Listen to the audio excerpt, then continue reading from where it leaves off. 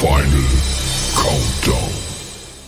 The show starts in 10, 9, 8, 7, 6, 5, 4, 3, 2, 1. Let's rock. Welcome to the Oasis, a place where you can find safety and sustenance, if only for a brief moment. The Oasis offers you motivating Tuesdays, wonderful Wednesdays, thankful Thursdays, fun Fridays, sizzling Saturdays, and serene Sundays. In a hectic world, the Oasis offers you a calming space to enjoy relief from the noise outside. I am Diana Benskin, the Onyx Wave, the Storm, your host for this evening.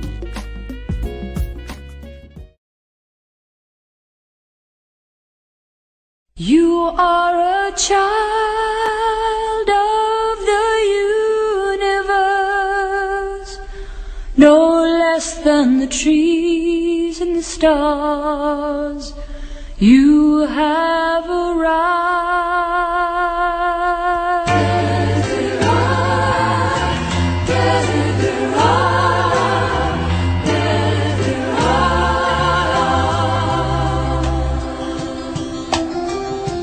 Go placidly amid the noise and haste, and remember what peace there may be in silence. As far as possible without surrender, be on good terms with all persons. Speak your truth quietly and clearly, and listen to others, even the dull and ignorant. They too have their story. Avoid loud and aggressive persons. They are vexations to the spirit. If you compare yourself with others, you may become vain and bitter, for always there will be greater and lesser persons than yourself. You are a child of the universe, no less than the trees and the stars. You have a right to be here, and whether or not it is clear to you, no doubt the universe is unfolding as it should.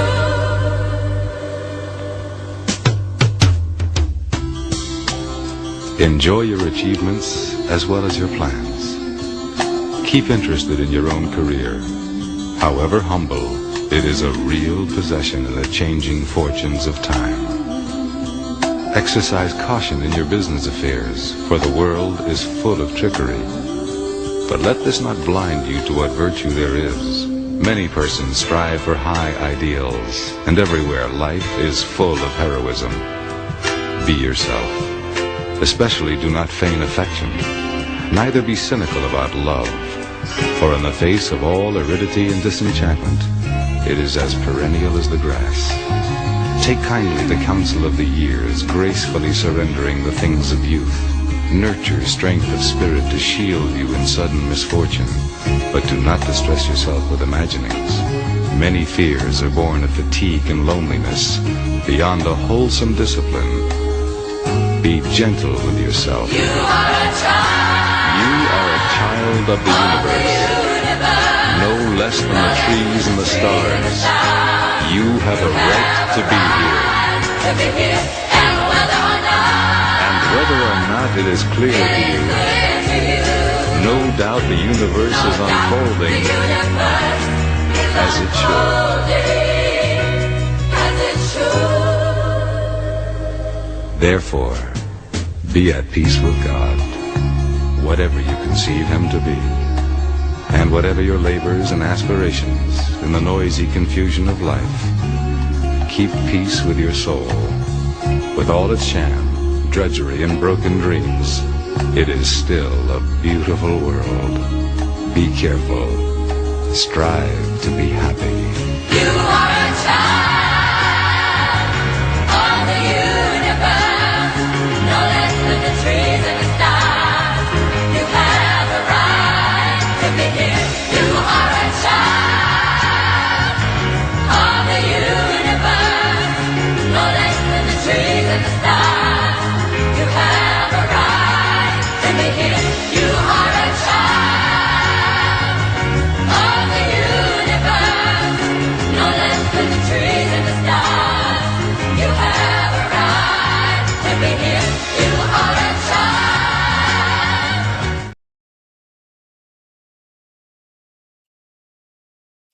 Greetings and thank you for joining me here in the Oasis.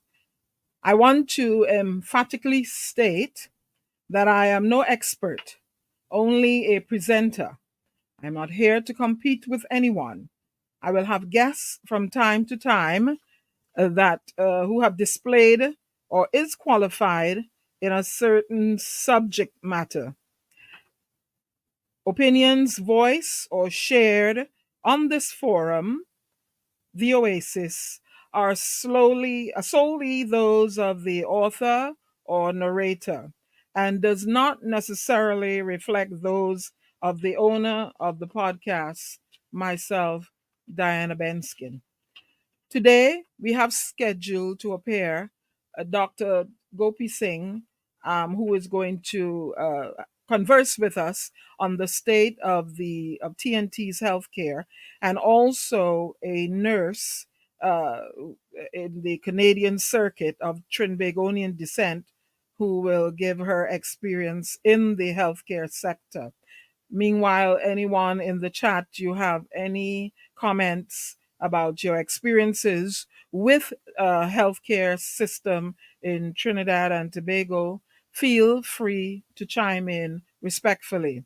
While we await the arrival of those guests, I will like to play a couple of videos for you to set the tone for the podcast. So here we go. We're going to look at the first video talking about healthcare system in Trinidad and Tobago.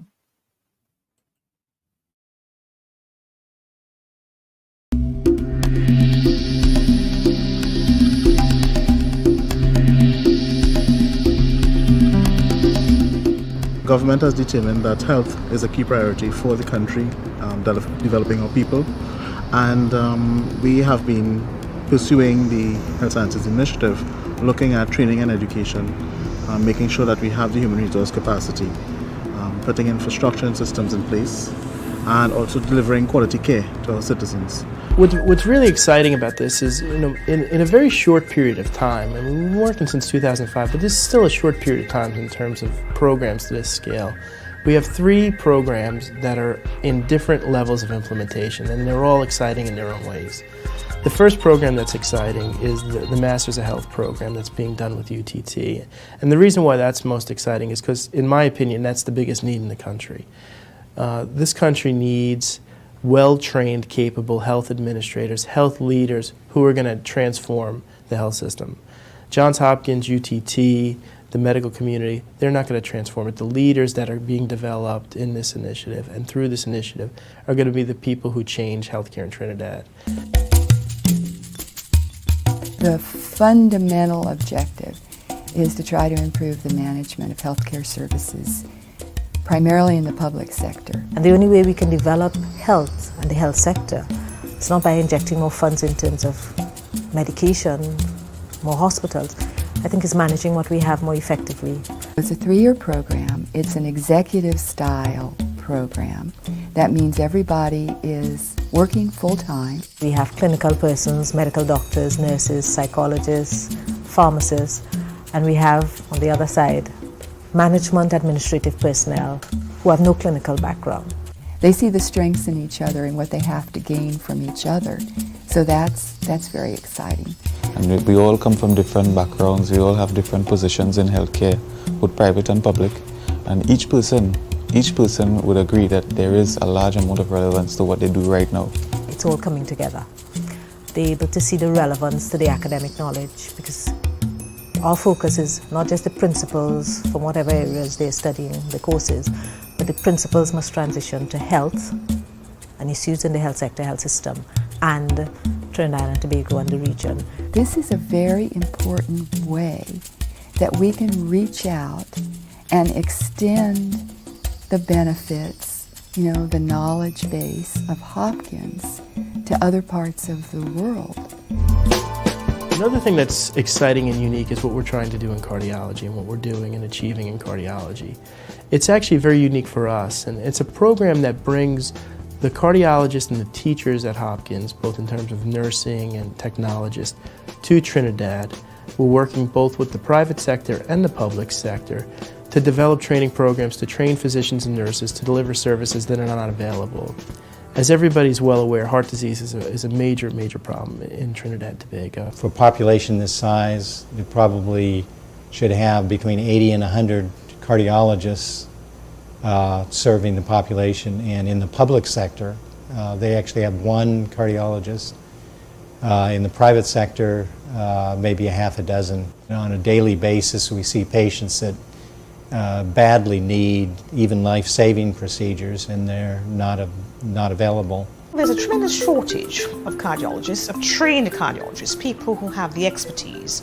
With the Johns Hopkins program and the initiative in cardiology, I think, in fact, what we hope to do is to elevate the services, elevate the standard of cardiology to such a high level to reach first world. Our mission down here is to bring cardiology faculty 48 weeks a year for a 4-year period of time. So already, I have noted that in the training, while Johns Hopkins has been here, the technicians have learned a great deal about how to optimize their images and how to get the best information about the various pathologies. At this point in time, I'm actually delighted over the progress that's been made. This lab we're in, actually, when we first came down here, it was actually nothing but in boxes. There was no operating lab here at all. In September was the first angioplasties that had been done in the public sector in 6 or 8 years. We'll be able to deliver a first-world service to any individual who requires that particular speciality. And I actually anticipate that could happen. That's what excites me. One of the greatest opportunities that we have is in our program in diabetes. And it really is trying to work in a unique way. It's trying to work in partnership with the physicians and the nurses in the community health centers. People with diabetes have challenges. They have medical complications. The highest cost of care comes to those who have existing diabetes. And what this program really is trying to do is integrate those programs, provide access to people with diabetes to the specialist to try and really create an impact for those who have diabetes and those who potentially will in the future. Diabetes is a major problem here in Trinidad. The prevalence is somewhere between 15 to 20% of the population. That's compared to the US, which is about 7 to 8%, the UK, probably about 3%. So we have a massive problem. And one of the things that we are struggling with is manpower. We have tremendous respect for the primary care doctors there who have to take care of all the illnesses and all the chronic diseases and the infectious diseases and so on. The clinics are heavily booked. We may have only 5 to 7 minutes per patient. And to treat diabetes effectively, you need to have a screening program to pick up complications of diabetes at an early stage. So the Johns Hopkins initiative will allow us to develop a program to screen for complications, pick these up at an early stage, and therefore then act on it. Now that's going to be a major improvement. I'm excited because it really is the opportunity to affect the health care of a nation. It's a small nation, a nation that's very burdened by diabetes. Their problem is huge. Their expenses are huge in taking care of people with diabetes, and we think we can help. I think one of the things I have learned from working with the Hopkins group is that there's expertise in learning to groom people into a collective force.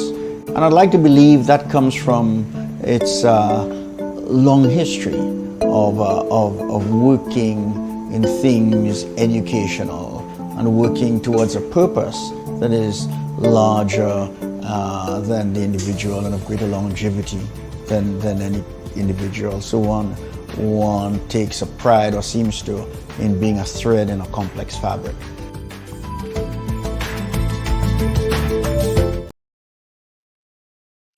And there you have it, ladies and gentlemen, talking about the crisis of diabetes.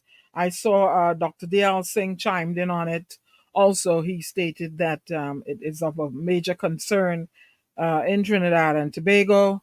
The penchant the society possesses for fast foods. He seems to be the culprit in creating these life diseases. Also, too, I saw where the Holdings Limited that owns the fast food places, they have recorded a profit, an enormous profit. So you're wondering why. I also want to play for you two more videos while I await, short ones, await the arrival of first guests. The first one I want to play is the fast food effect on the body. Why is it? And I understand too that there's a 26% of individuals living up below the poverty line. So I'm wondering of that 26% if they are able to consume the fast food.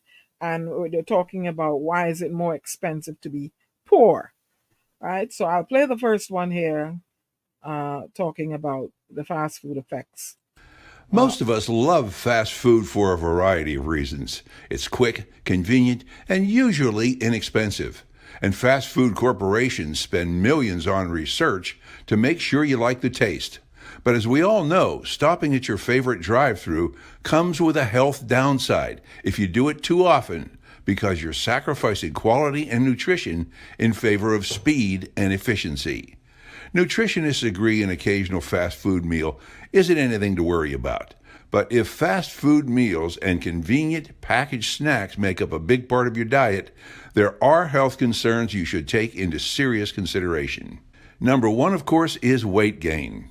High amounts of unhealthy fat and calories in those burgers, fries, and shakes can quickly pack on the pounds, leading to weight gain and eventually obesity.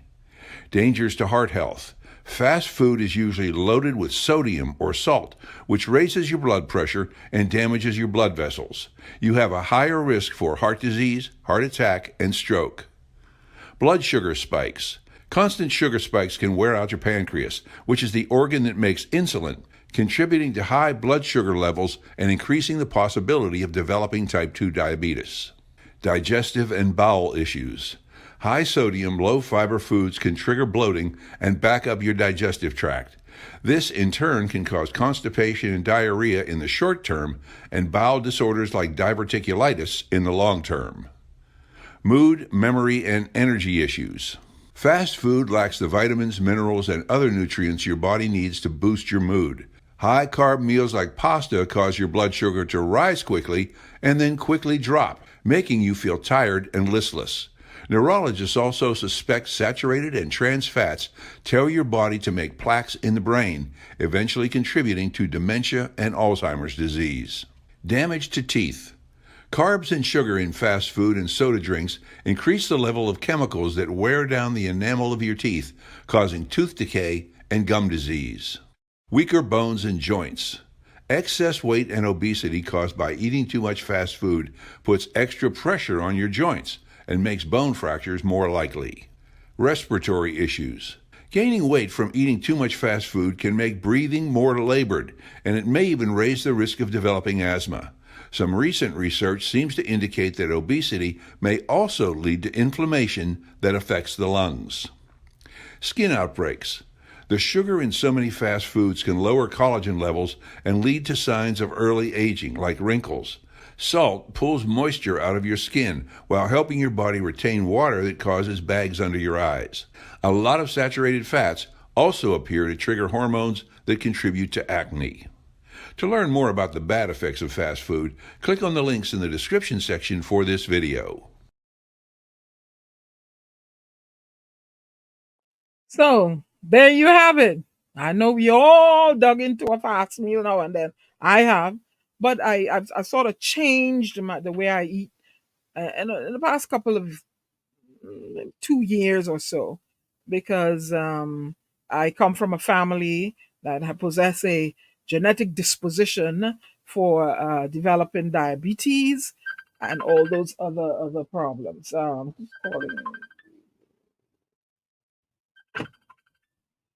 All right. The Phantom, I cannot answer you right now.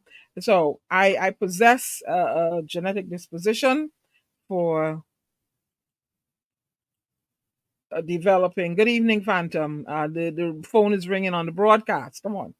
I'm just speaking about the penchant that we have developed over the past years for, the fast food. So I'm talking about changing my lifestyle. I've included um, smoothie now and then. I follow a certain regime, and if I showed you pictures of 5, 6 years ago, I carried a little more pounds on me. I know that. When you go to the doctor, the first thing they do is weigh you.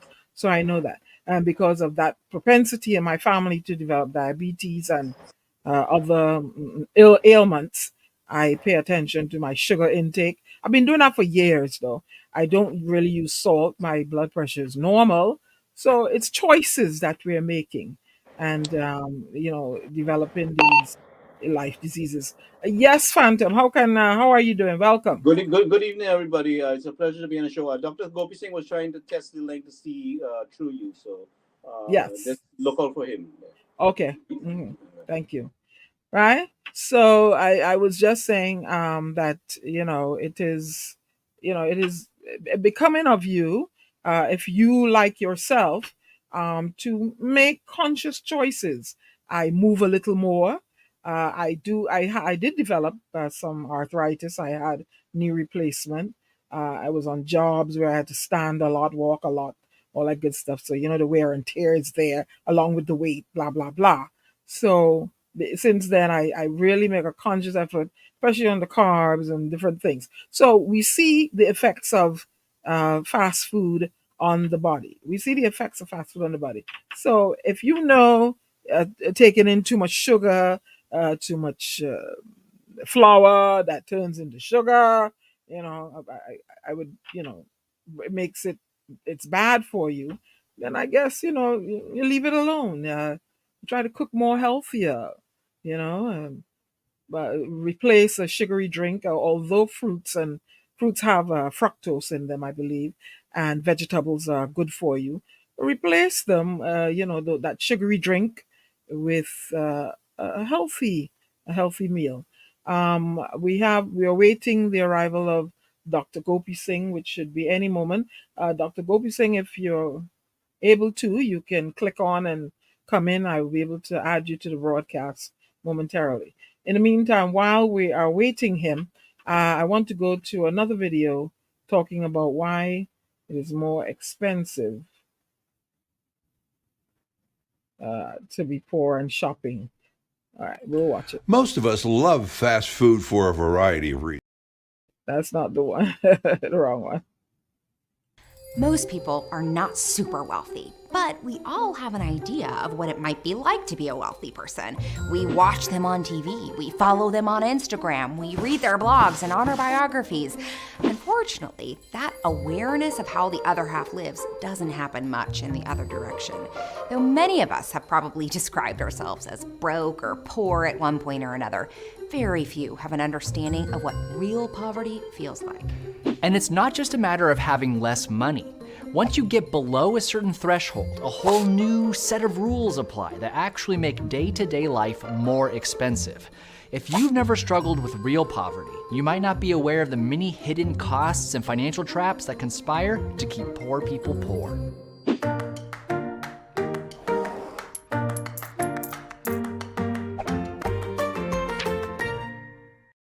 It's very hard to make your way through modern life without access to basic financial services like checking accounts, ATMs, and personal checks. But the less money you have, the more these things will cost you. That's because banks make their profits by accruing interest on your money. So if your account balance is too low, usually under $1,500, they won't consider you a profitable client anymore, and they'll make you pay for their basic services in the form of a monthly fee. And heaven help you if you go below zero. Each overdraft incurs a charge of about $35, and many banks will deliberately reorder your transactions for the day, from biggest to smallest, to drive you into the red more quickly and rack up as many overdraft fees as possible. If a bank is willing to extend you credit at all, the terms will be much less favorable than for someone with a rosier financial history.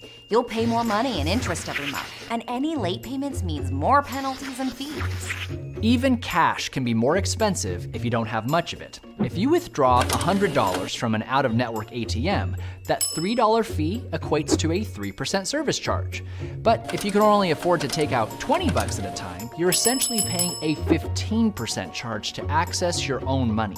Taken together, this means that a poor person might end up paying hundreds or thousands of dollars a year for services that wealthier people virtually enjoy for free. It's no wonder then that a lot of low-income people avoid banks altogether. But even that comes at a steep price. Cashing a paycheck without a bank account costs money. Buying a money order to pay your electric bill costs money. And if that bill is due in just a couple days, well, you can either get hit with a late fee or FedEx it, an extra expense that someone with a debit card and an internet connection never has to worry about. If you think that dealing with credit card debt is bad, thank your lucky stars you've never dealt with a payday or car title lender. These businesses are often the only recourse for people without credit cards, and their interest rates reach upwards of 800% annually. Not only does it cost more to borrow and spend money, but what you spend it on is often more expensive. If you have to feed a family on a tight budget, buying in bulk at a supermarket is usually the best option, but not one available to many poor people. Even if they had the cash on hand to buy weeks worth of food in one trip, how is someone who depends on public transportation supposed to get it home? On their lap on the bus?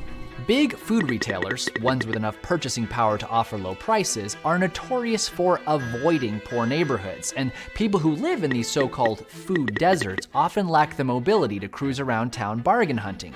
Instead, they're stuck with local convenience and corner stores whose prices are much higher.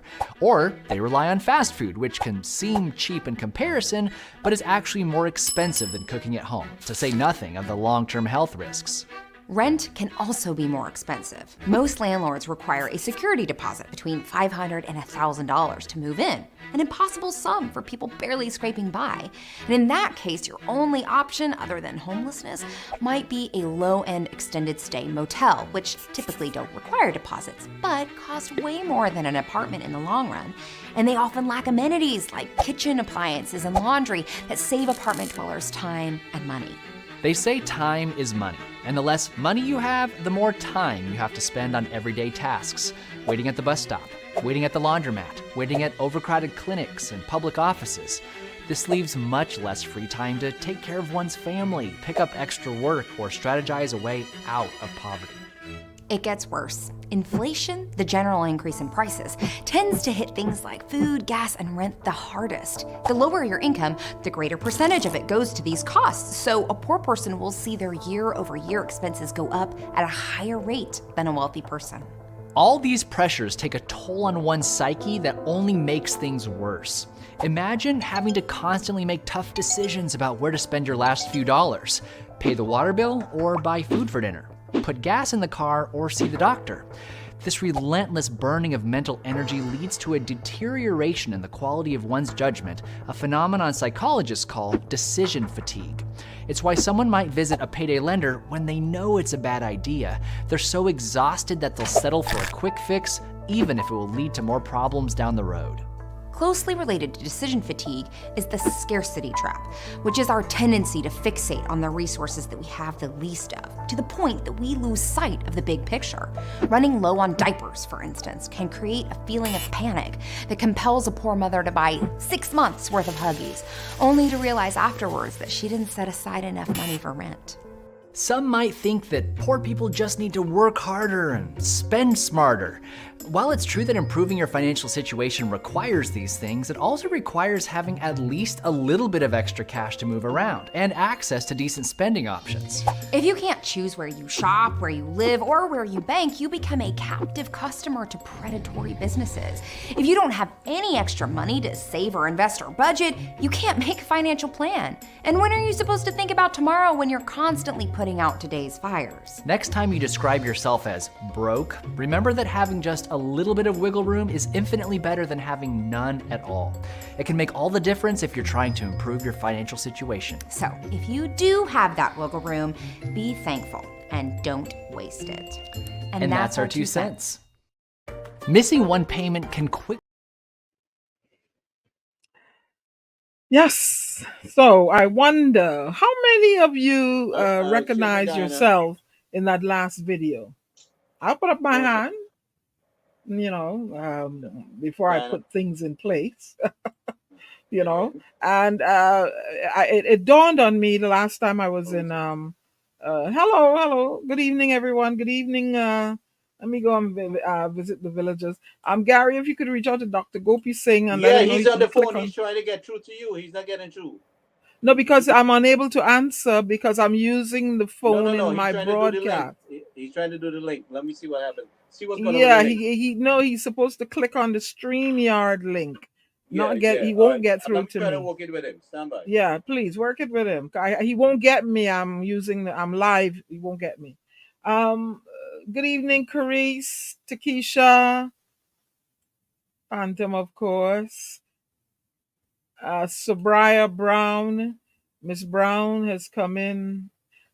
Miss Brown, I am sorry to hear of your trials and tribulations. We can see here in the chat, Miss Brown is reaching out to me. Said she had a heart attack in December. It's been very hard since. She's a single parent of 4, unable to send her kids to school because she has no food to give them or anything to send them to school. Good Okay, he's evening. backstage. I don't see him yet. He'll show up, but I don't see him yet. Good evening, TC. How are you doing? Miss Brown, have you reached out to the relevant authorities in Trinidad and Tobago? See what they can do. Good night, Miss Khan. I'm not seeing him, Gary. He would show up he has to enter the studio. Tell him enter studio.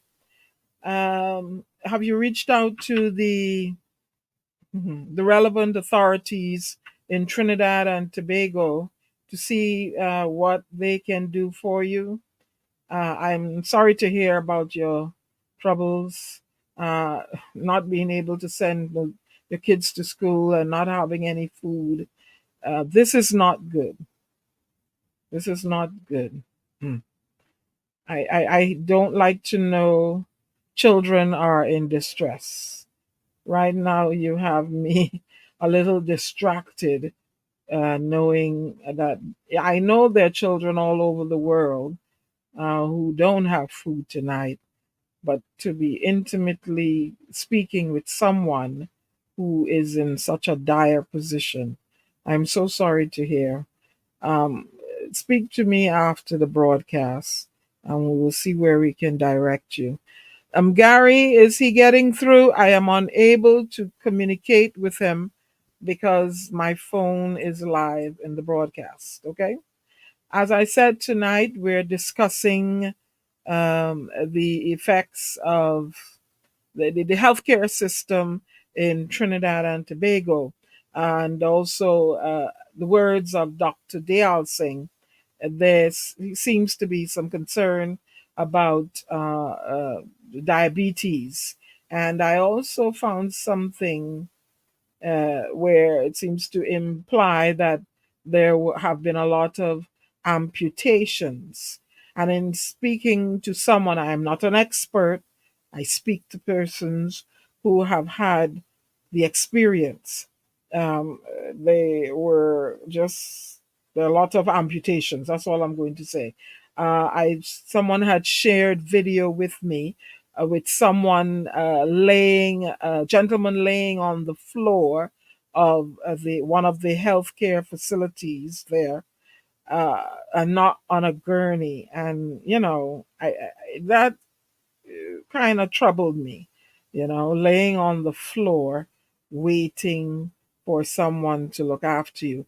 A lot of people, let me don't say anyone, a lot of persons in relating their experiences with one or more healthcare facilities in Trinidad and Tobago, it does not seem to be a pleasant one. They get frustrated. I know of one individual whose brother waited was being he was waiting for cataract surgery, I believe, and the surgery was put off over the period of 2 years. Now, granted, we had the pandemic that came and, you know, sent things upside down. But after that, uh, something like cataract surgery, that's your vision. I believe, I'm not a doctor, in my opinion, cataract surgery seems to be, requires urgent attention. Person should be triaged for surgery right away. Um, in the chat here, God's blessing. Yeah, TC is saying the healthcare is the worst in this country. I see him now. I see him now. The one moment, Mr. Gopeesingh, another person is saying, don't talk for Sando hospital hours to be warded and they getting rid of you fast. TC, be very careful. Now, let me welcome my guest to the podcast, Dr. Tim Gopeesingh. Sir, I want to thank you for taking the time out to come in and have a candid conversation with me about the state of Trinidad and Tobago's healthcare at this current stage. At the beginning of the broadcast, I played a video where they were supposed to be pairing with Johns Hopkins UTT, and the year 2005 was referenced. So I want to pick your brain on that. So, good evening, Dr. Gopeesingh. Can you introduce yourself to my listening and viewing audience? Hi, good evening, Ms. Benskin, and good evening to your viewers and listeners across your live streaming, wherever they are. It's a privilege and a pleasure and an honor to be with you on the program and to speak about the healthcare situation in Trinidad and Tobago. Well, I'm a medical doctor for 50 years and a gynecologist for 44 years and a gynae oncologist from 1988, so that's nearly 35 years. And You said a gynecologist? A gynae oncologist. I'm a cancer specialist and gynecologist in gynecology since 1988. I trained at the University of Toronto in 1988 in about 4 or 5 hospitals there. And I came back to Trinidad in 88 with having trained in oncology. So I've been practicing gynae oncology for the last 35 years. I think I was the first Caribbean gynae oncologist in 1988 when I came back from Toronto. So I've been attending to a lot of patients, and we have had a number of West Indians now being trained in the same field of gynae oncology. We have a Caribbean Gynecologic Cancer Society, of which I was a president of at one time, and we founded that, and then I was a member of the International Gynecologic Cancer Society. So cancer is one of the leading causes of deaths in Trinidad and Tobago. We have about 12,000 deaths annually. We have cancers accounting for about 1,200 of these deaths. Well, of course, diabetes and hypertension and cardiac disease and strokes and so on. But cancer is one of a very important. It takes a large part of your budget in terms of the chemotherapy drugs and the management of these cancer patients. But what is critically important is the chronic non-communicable diseases in Trinidad and Tobago, where in the East Indian population there is a high incidence. I think about 40% of the population above 40 years of age.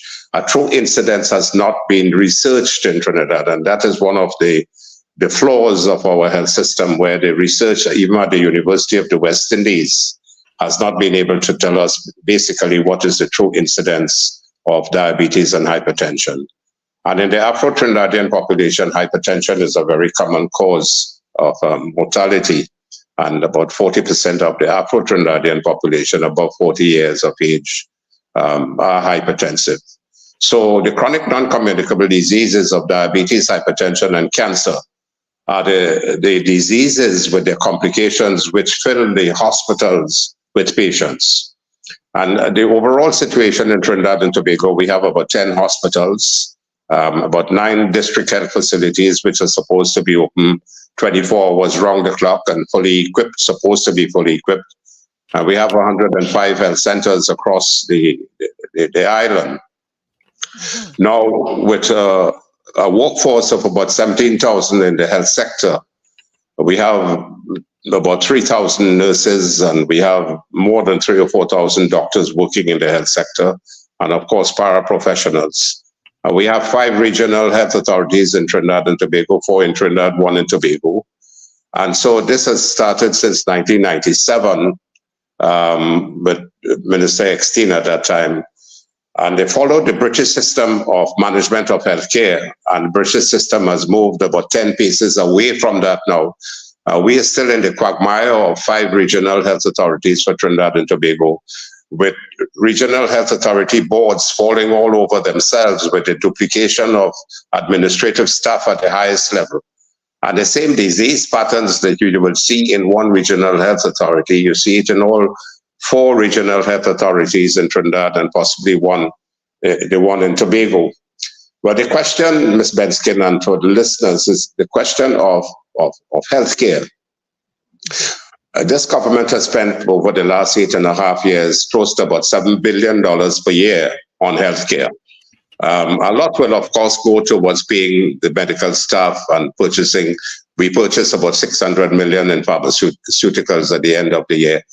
But a lot of the administrative staff are superfluous one over the other. Each regional health authority has basically the same type of administrative structure. And I want to state that we lack the ability to have the competent medical staff with training and expertise in healthcare management. This has been one of our major downfalls in Trinidad and even the wider Caribbean, that we do not have the people who are trained adequately in administering the management capacity and capability for healthcare. We would have people with a little bit of training, but the advanced training that is needed. And then we haven't, with the exception of the United National Congress of Mrs. Prasad Dubes as a government in 2010 and 2015, where we had Dr. Fuad Khan, and 1995 to 2000, where you had a general practitioner and Dr. Fuad Khan. I want to indicate that we have lacked the professional capacity and capability at the highest level to look at healthcare. We have had lay people who were ministers of health, and across the world you will find something like that. But that is, many people feel that doctors are not good health administrators, but that is a misnomer, and it's fallacious. Doctors who know the healthcare system. I was chairman of two of the 4 regional health authorities in Trinidad between 1997 and 2000. I ran the Northwest Regional Health Authority and the Central Regional Health Authority. But I have an understanding of healthcare management, having worked in about 18 hospitals around the world. I trained at 4 in the United Kingdom, about 4 or 5 in Canada. I did some training in Mount Sinai, in Miami, Bogota in Colombia, then Jamaica, Barbados, Trinidad. So the question is the management at a hospital. We have 10 hospitals, and we are not supposed to be in the situation in which we are now. But if you have at one of the major hospitals a person who is at the head, the CEO, who is a carnival man, putting up props and so on in the savannah and looking at lighting and so on in the savannah and at carnival time, and put in charge of a healthcare system at a major institution of Mount Hope, the Central Regional Health Authority. I mean, it is very, very sad. Now there are about 1,700 vacancies. The last question was asked in Parliament in 2021. What is the establishment of the workforce in the health sector? And the answer from the government, it was 17,000. And 60%, 6,000 of these health professionals are not working in the hospitals. They are absent. We have about 1,500 vacancies for nurses. We have 400 young doctors who are waiting for jobs. Then they are not given proper contracts. They're given month-to-month contracts. There's no lack of motivation. The paramedical professionals are scarce as well. And the system is breaking down because of the incapacity and the mismanagement and the ineptitude of the present administration over the last 8.5 years. It's sad to say that the health sector is one of the worst that it has ever been in the country, where patients are overflowing in emergency departments and are dying on trolleys and wheelchairs, where patients are waiting for 2 to 3 years for major operative procedures. The waiting time in the emergency department, they're waiting for a bed for 48 hours, sitting on a wheelchair, sometimes dying on a trolley. And patients are waiting for major surgical procedures when there are operating theaters and there are surgeons willing to work and continue to work. You spend about $600 million in pharmaceuticals, but the system at what you call the C40, where all the pharmaceuticals are stored and distributed from there to the 250 pharmacies under what you call a CDAP program, which is the one for the administration of drugs to the indigent population. All these things have fallen because of the lack of management capacity, capability, and serious incompetence and mismanagement. So when that is pervasive, the patient care falls apart and patients die needlessly in public institutions. Families go with their relatives, hoping that they will be taken care of, and at the end of it, they come out as corpses. It is like a killing field inside there. So, Dr. Gopeesingh, what happened to the $7 billion? What do you think happened to the $7 billion that you claim was invested in the healthcare well, $7 billion per year. It's about $7 billion per year. So over the last 8.5 years to 9 years, about so 9 by 7 is about approximately $60 billion have been spent. Now, health is a bottomless pit, and that is something that we must all accept around the world. When I was training in Canada in 1988, the Premier of Ontario came to give a talk to the medical professionals in Toronto, and he remarked that 40% of the budget for the Ontario province was spent on healthcare. Now, Canada was supposed to have a top-of-the-line healthcare system. Britain's healthcare system is falling apart as well at the moment, and the Prime Minister, the Prime Minister now, is finding difficulty to deal with the healthcare system. So it's a difficult situation to work. But in a small country, why is Barbados' system better than Trinidad and Tobago? I was going to ask you that. And not because it is smaller, because they have the capacity and the capability to govern and to administer the healthcare system better than Trinidad and Tobago. And when you put square pegs in wrong holes, obviously you're going to have difficulties in terms of management. Now, you have 5... Yes, go ahead. Dr. We highlighted all the, I like to call them ills that are prevalent in the healthcare system. If you were given the opportunity to rectify these ills, what would be one of the first things you would do? First of all, you go in there and you have to have an overall understanding of the whole system that you're working in. You have 10 hospitals. You have 9 district health facilities, which are supposed to be open 24 hours to take the burden off the hospitals. You have an understanding of the disease processes in the hospital. What is your human resource management capacity? What are the diseases that complicate the wards in the hospitals?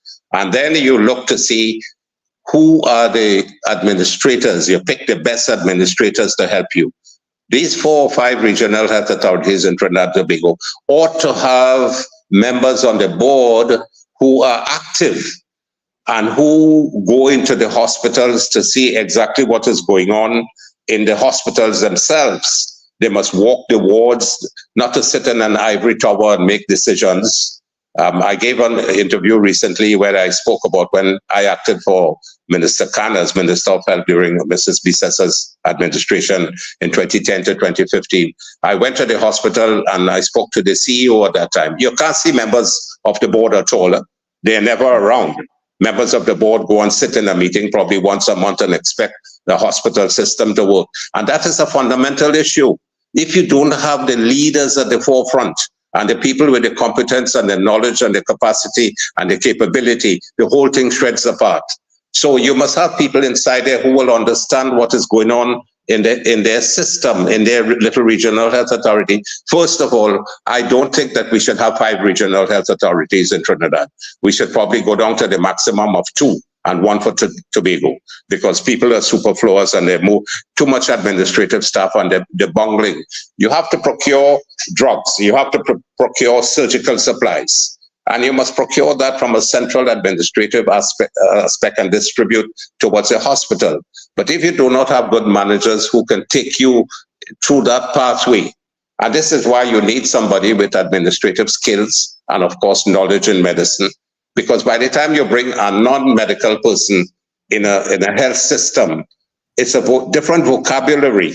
It's a different type of system that they're working in. It's not normal management thing. They have to understand the jargon and the nomenclatures of things before they even get to know what is going on.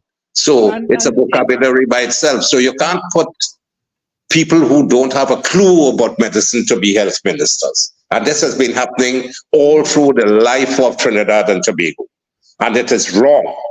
You have to put people with the competence and the capacity and the capability and the understanding and the knowledge of healthcare to be able, or someone who is particularly trained in healthcare management to be able to run institutions. Why a small country of 1.4 million people have to have all these problems when you're supposed to have 17,000 workers in these institutions? What are they doing?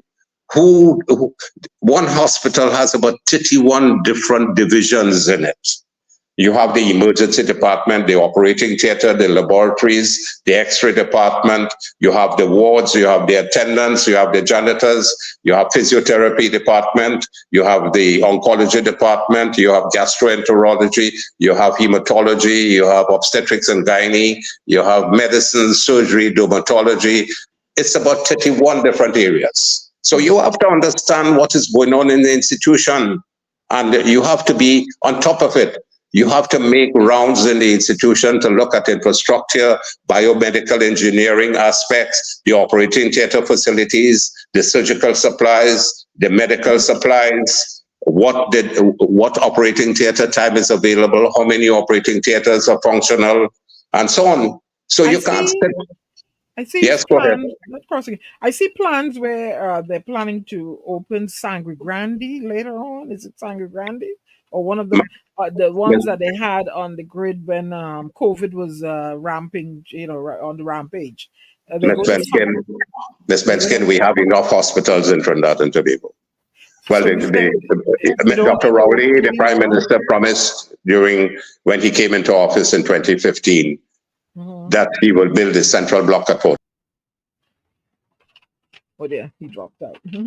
Was many years old, 30 to 40 years or even 50 years.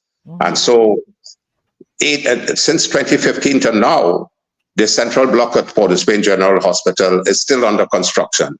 40% are constructed so far. You don't know when it's going to be finished. And while that is going on, there was no system in place to provide an alternative area for the management and treatment in the north and northwest part of Trinidad. If you go to the emergency departments at Port of Spain Hospital now, you will see about 40 to 50 people on trolleys crowded together, and very ill patients crying out for water, crying out for medical care, because the system has fallen apart at Port of Spain Hospital, and 8 to 9 years later, it is just as pathetic as when they started many years ago, and the government has done nothing. And we have constructed as well. We have constructed the Couva Hospital. The Couva Hospital was constructed in 2 years by Mrs. Kamla Prasad Desai's government, completed in 2015. And 9 years later, that hospital still remains closed. It's a punishment on the people of Trinidad and Tobago. Why should a $2 billion institution with state-of-the-art facilities and healthcare facilities, everything, MRI, CT, X-ray department, a well-functioning lab, beautiful wards, equipment, and left to decay, and all the maintenance part of it have now, and the guarantees have gone astray because these equipment were not used for 9 years and the hospital remains there. The only thing that caused them to open the Cuba hospital was the COVID, and they made a mess of it. 4,300 citizens of Trinidad and Tobago died during the COVID, and hundreds of them could have been saved because they died from incompetence and mismanagement at the highest level. And the honorable leader of the opposition and myself have been calling for a commission of inquiry into this COVID fiasco and over the period of about 3 years. And yesterday, one of the judges in Trinidad and Tobago gave a verdict against the government in terms of what the government was doing with a particular religious group in Trinidad and Tobago in terms of the burial and the cremation of citizens.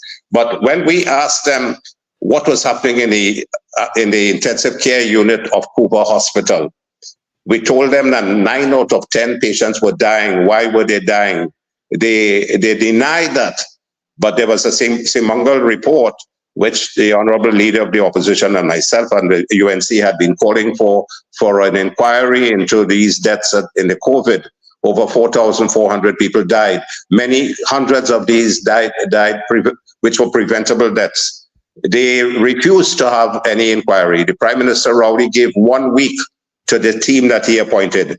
They asked for more time. He gave them 3 months. They took the 3 months. Out of 4,200 deaths, they were able to get documents and notes for only about 60 of the patients. They were hiding the things from the patients. It was gross criminal negligence by the government, by this Dr. Rowley's government, the Ministry of Health and his team of people working with him. And the leader of the opposition and myself have been calling for a commission of inquiry since then. And if we get back into office, we will make sure that there's a commission of inquiry. And because of the criminal negligence, some people will have to make a jail. Dr. Gopeesingh, there was a talk, in the papers and other places where it was stated that I heard it or I read it. The Cuba hospital was built on a fault. How true is that? And That's a fault. That was thrown out a long time ago because there was a massive earthquake subsequent to that, and nothing happened at the hospital. The team that was doing it, the Chinese construction company in Trinidad under Mrs. Bissess's government, brought in some of the best seismic experts. And they looked at it and found absolutely nothing. So that was just P&M mischief and dirtiness and nastiness and victimization that they have kept the Cuba hospital closed. They have kept the Cuba hospital closed because of their viciousness and their dirtiness. And that's Dr. Gopeesingh's opinion, people. Yes, they're very vicious. They're very vicious politicians. Very vicious politicians. And they have the country suffering. They have the people suffering. You can imagine a hospital with 200 beds and a children's hospital was supposed to have 100 beds for children, where you will have the best health care for the children, left closed for 8.5 years. Ms. Benskin, is that not criminal in intent? Because of viciousness and spite against what the UNC did. It is and they were calling for the Point Forte Hospital since Dr. Eric Williams' days, the promising a Point Forte Hospital. Manning, when he came in as Prime Minister, promised in the 1990s he will build a Point Forte Hospital. It was the UNC government under Mrs. Bissessa started the Point Forte Hospital in 2014, 2015. Now it is completed. It took them 5 years to complete a small hospital. It took us 2 years to complete a big hospital like Cuba Hospital. It shows the gross incompetence and incapability of this present regime, and they should be removed because thousands of lives are being lost needlessly. I have a question for you, Dr. Gopeesingh, on the vacancies you mentioned. Is it 15? Diana, can you check your for volume? You're nurses? coming in very low. I'm not sure. I'm hearing myself in my headset, and my volume is all the way up. So I'm not sure what it is, Gary. What I'm asking is, what is the cause? I'm gonna ask in the chat. Are you hearing me loud and clear in the chat? Other people, or maybe it's Gary's equipment. What is the cause, do you think, Dr. Gopeesingh, of this massive hole with all these vacancies? Is it we don't have the people showing interest in becoming nurses, Oh, or? I'm happy. I'm happy you reminded me of that. The nurses have been in anguish and begging for help. Those who are working, they are bewildered, they are worked out, they're burnt out, they're crying for support. There are 1,500 vacancies for nurses, and the government and the Ministry of Health refuse to employ.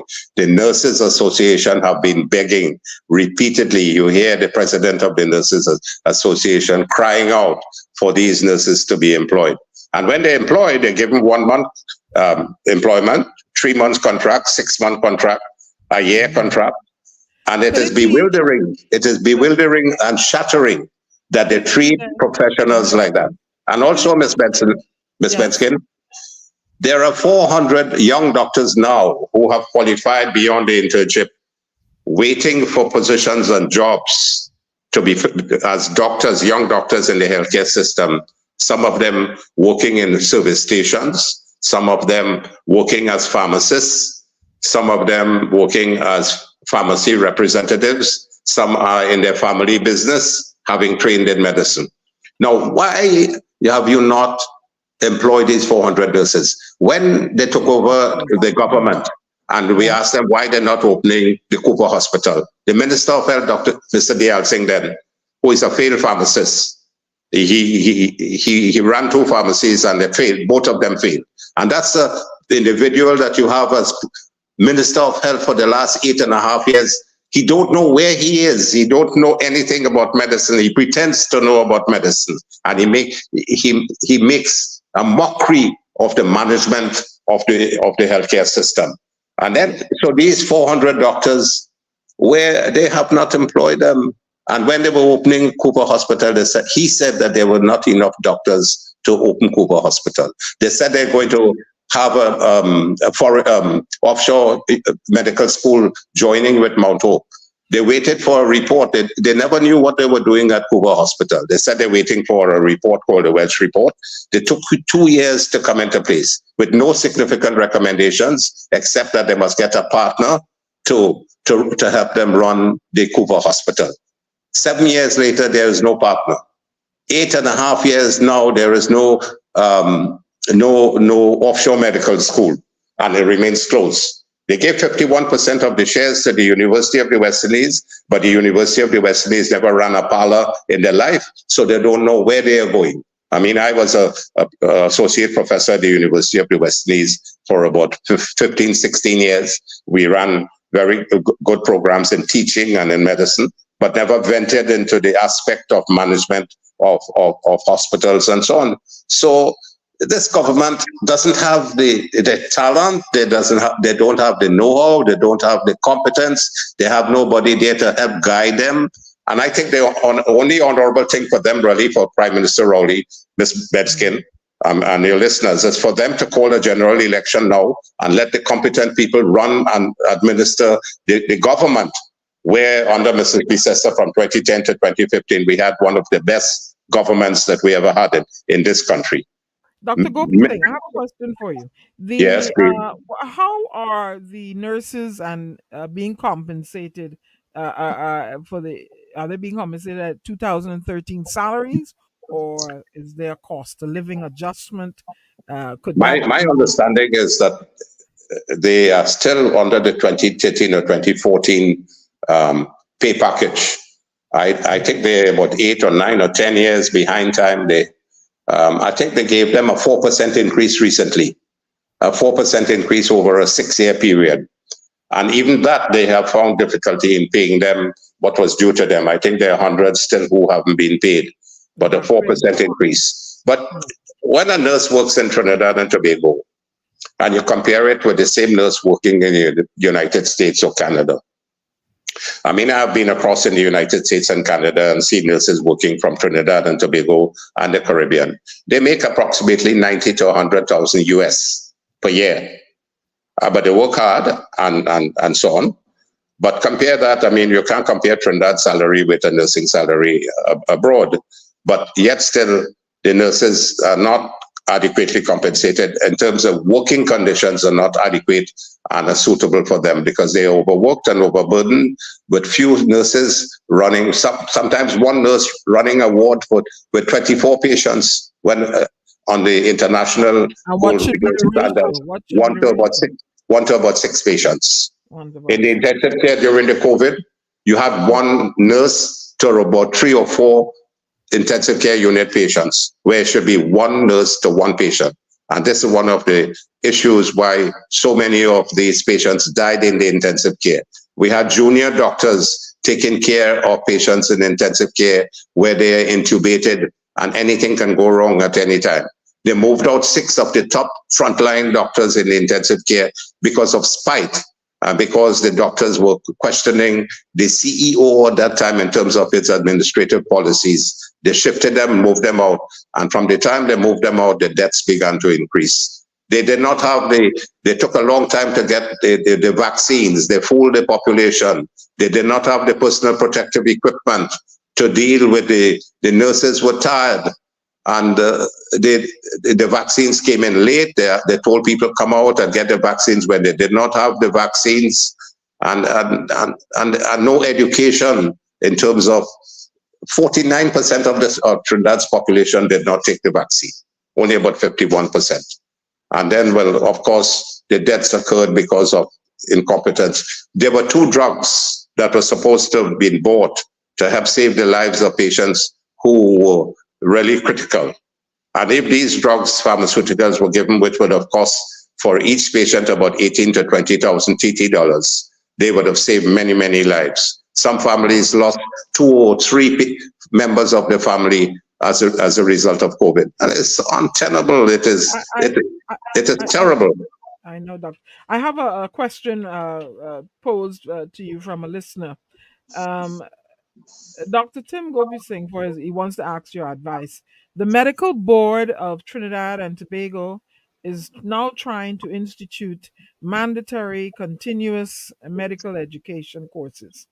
This should be an option and not mandatory. And he says the same persons on the medical board are the ones that have given CME courses and will continue to give them that. He's asking, isn't that considered a conflict of interest? Well, I think there are problems with the medical board is now beginning to surface. I was amazed myself when I read that the medical board was receiving probably, I don't know if you about 3,000 doctors who are registering with the medical board at at least 3 million a year. And people were questioning, first of all, the expenditure. Now, the medical board is governed by the Medical Act. And the Medical Act does not speak now about continuing medical education as mandatory. Now, this is something that will have to be discussed at a national level. It is a good thing for doctors to be continuing their medical education and knowledge and so on in terms of ability for promotion and so on. You must show that you have a continuous credit in terms of continuing medical education. Most developed countries have that as a forerunner in terms of keeping the competence and the capabilities of the doctors in check. Because, you can be a doctor and not doing anything for 15 to 20 years and you run out of the new ideas and the new methods of treatment and management. So continuing medical education it's an important aspect. But for it to be mandatory, that's another question that has to be looked at a national level. And there has to be discourse and discussions on it, and even at the legislative level. So it's something that is desirable, but it's something that you cannot impose upon the profession just like that. There has to be dialogue in the profession itself and even outside of the profession. The medical board is well constituted at the moment, and from what I understand, there are representatives from various sectors. The minister appoints about 3 people. The medical professionals appoint about 4, and there are about 3 others or 4 others from outside of the profession. But they must work constructively, and of course, it's without any salaries or remuneration, so it's voluntary. But these people chose to sit on the medical board, and therefore They have to understand that it's voluntary. And this is a system that operates globally in developed countries. I have another observation. I hope that answers your question, my avid viewer, listener, follower. I have a question here. Observation of mine.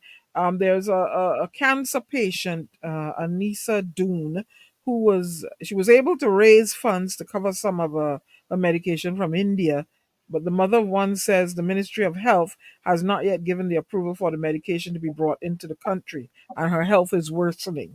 Why are we in this position with a cancer patient waiting for medication? They will not give the approval for the medication to come in. Why are we there, Dr. Gopeesingh? It's an answer that the answer speaks for itself. The gross incompetence, the lack of care, mismanagement, incapability to deal with urgent issues, and that should be sorted out by a chief medical officer in one day. But you finding it difficult to be able to bring the pharmaceutical from another country where it is easily available and cheaper. But excuse my language, you're pussyfooting on deliberations in terms of ensuring that this pharmaceutical comes for the patient. Now, the pharmaceutical industry, in terms of chemotherapy, there are pharmaceuticals, you in the United States, and I've been in the United States and Canada and so on. I've been in the United States for training at Mount Sinai and so on. And in Canada, well, as I said, I worked in 5 of the hospitals in Canada for close to about a year. The pharmaceuticals in these places are extremely expensive. And we have one supplier of pharmaceuticals in Trinidad, which gets most of the $600 million in the purchase of pharmaceuticals. They get about $350 to $400 million in purchase of pharmaceuticals, because they cover most of the pharmaceutical giants, Pfizer and Baxter and so on.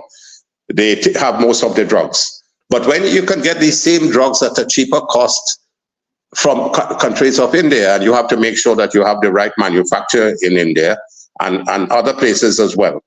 But there is something deliberate that is not allowing the citizens of Trinidad and Tobago to be able to even go through the ministry in a normal manner to secure these drugs.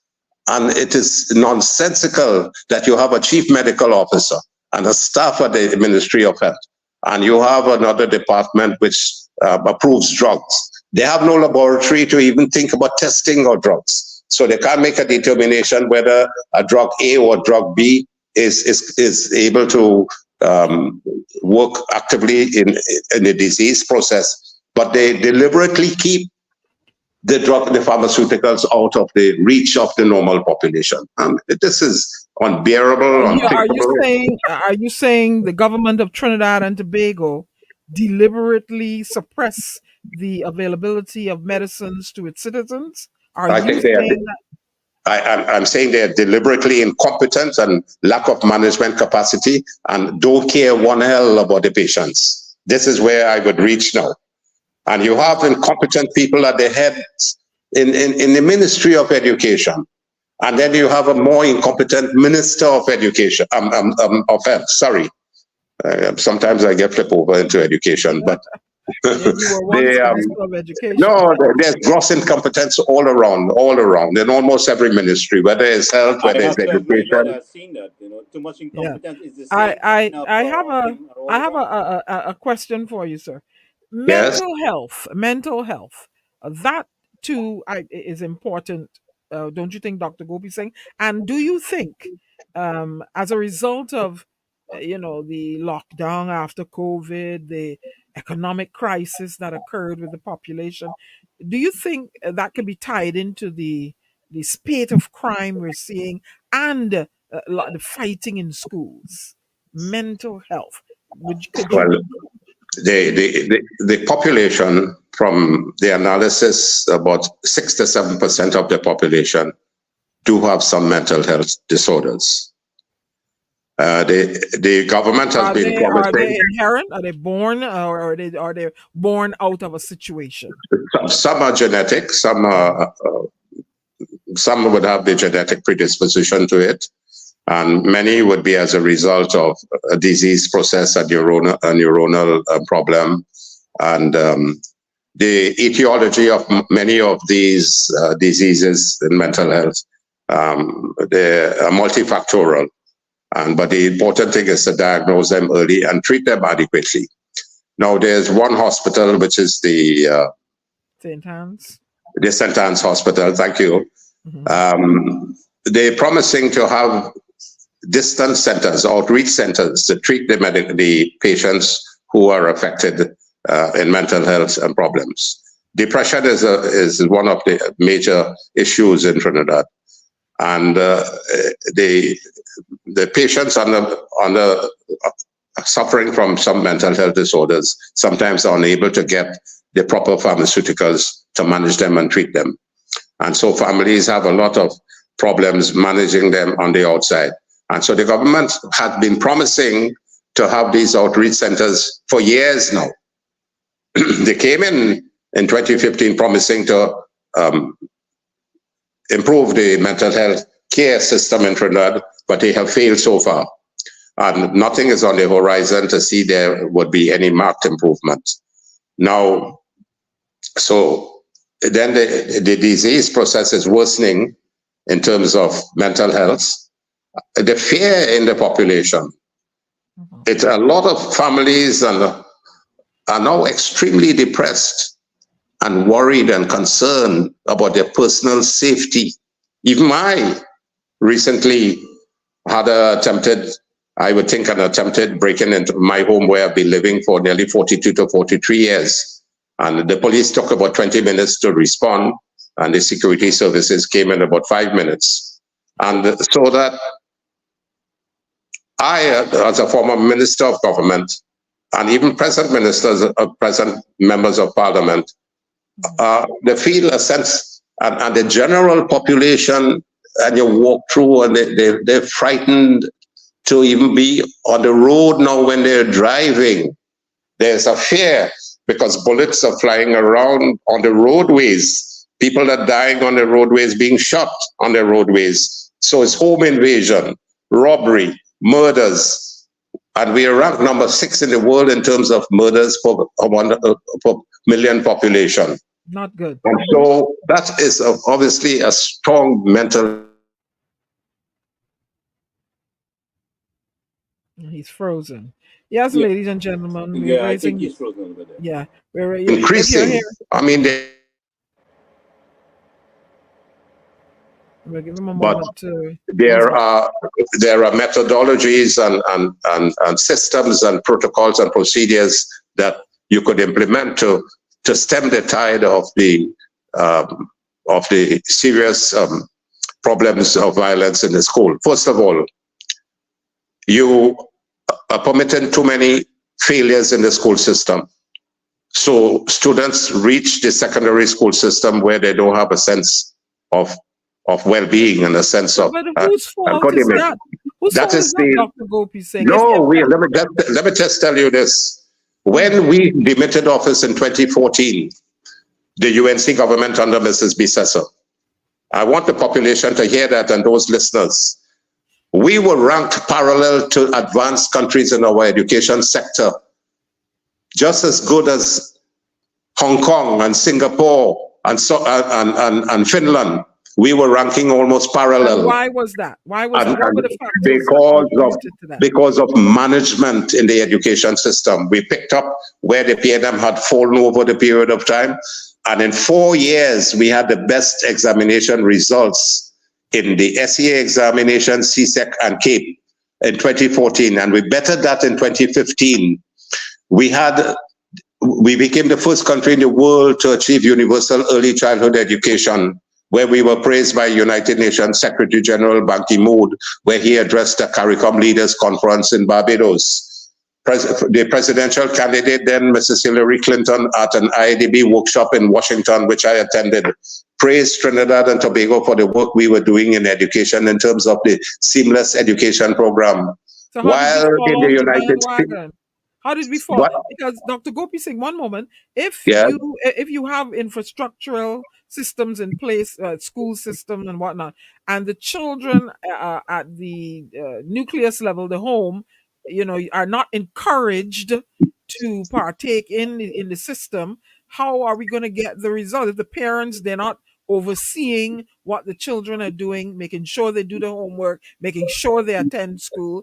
How are we going to see the results? The Ms. parents, Benskin, Ms. yes. Benskin and listeners, the United National Congress began a program of parenting in education. And we had that for almost a year and a half towards 2014 and 2015. And we had over 90,000 parents participating in that program.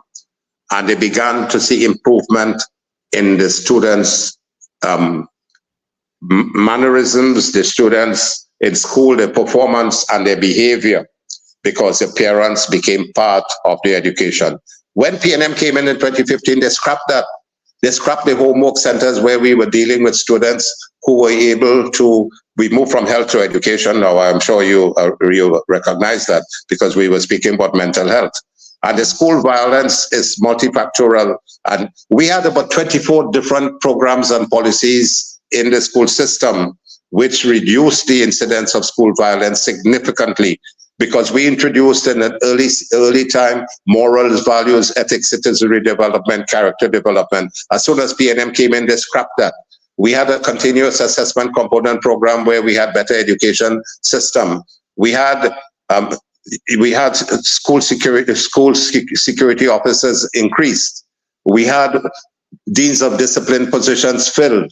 We had a number of programs for management of the students with school-based management, where the principals and vice principals and deans of discipline became well-trained and positioned to deal with the issues. We had handheld scanners for students entering schools. We had portable scanners so students knew that they couldn't enter the school with any type of instrument or equipment. So we had deans of disciplines who were active at the time.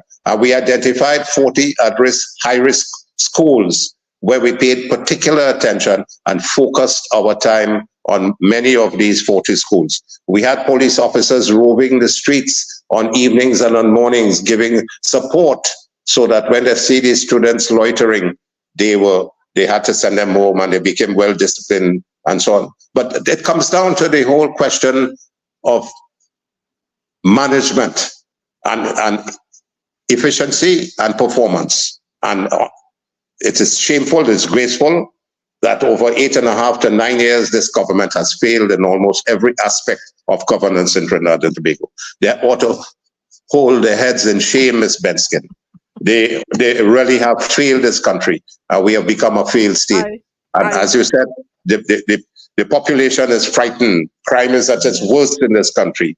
And we have a Minister of National Security who continues to fail. You have a Prime Minister who have a clue. He promised to get in with the crime talks with the UNC. He has not respected his promise that he will go into that, because they really, I don't think they care. They don't care about this population anymore, because most of it is because they don't have the ability and the competence to do anything that other than what they are doing at the moment. Dr. Gopeesingh, I'd really like to thank you for bringing those information forward, because I was seeing on a couple of radio shows recently, they're talking about they got rid of UNC because of non-performance. And I said, what non-performance are you talking about? Which planet you on? One of these radio shows recently. So what I'm saying to you, the kind of resources that was put in place by the PPG government under Mrs. Bisesa to assist people to get ahead in life and put the necessary stepping stone there was completely removed, and yet people are supporting this government, re-elected this government after all what they did. It's really mind-boggling. When you look at the accomplishments under Mrs. Kamla Prasad Bisesa during the 5 years, Gary, I have with me a 414-page document about the accomplishments of the UNC. It's massive in almost every area of performance with this government. We had one of the best performing governments with great achievements in almost every aspect of governance in Trinidad and Tobago. But when they came into government in 2015, they think it's a free-for-all. Scrap this, scrap that. Suffer, they don't do anything that the UNC was doing.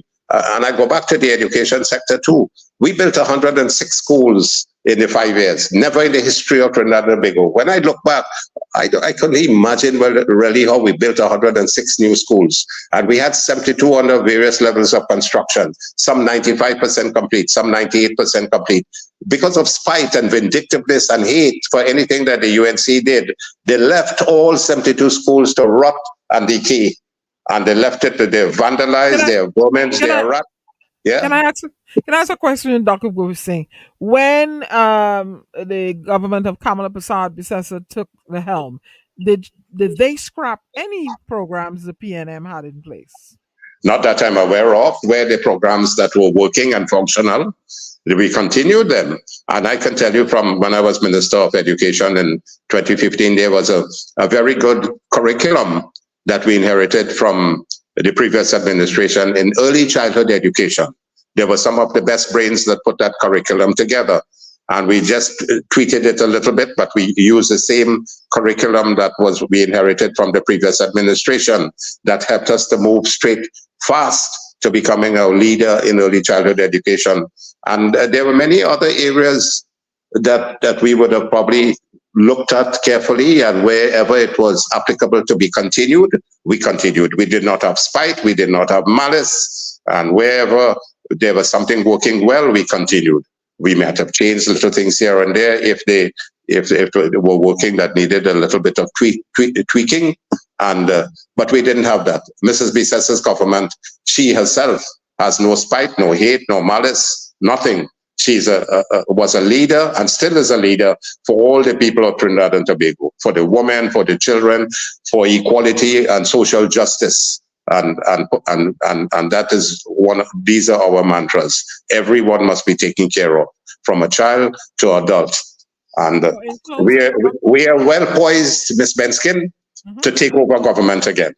And we have the competence and the capacity to run this government from day one. So we call on Prime Minister Rowley, do the honorable thing, call an election, let the people decide. And the people have already decided in their minds that they already don't want this government. They've overstayed their time.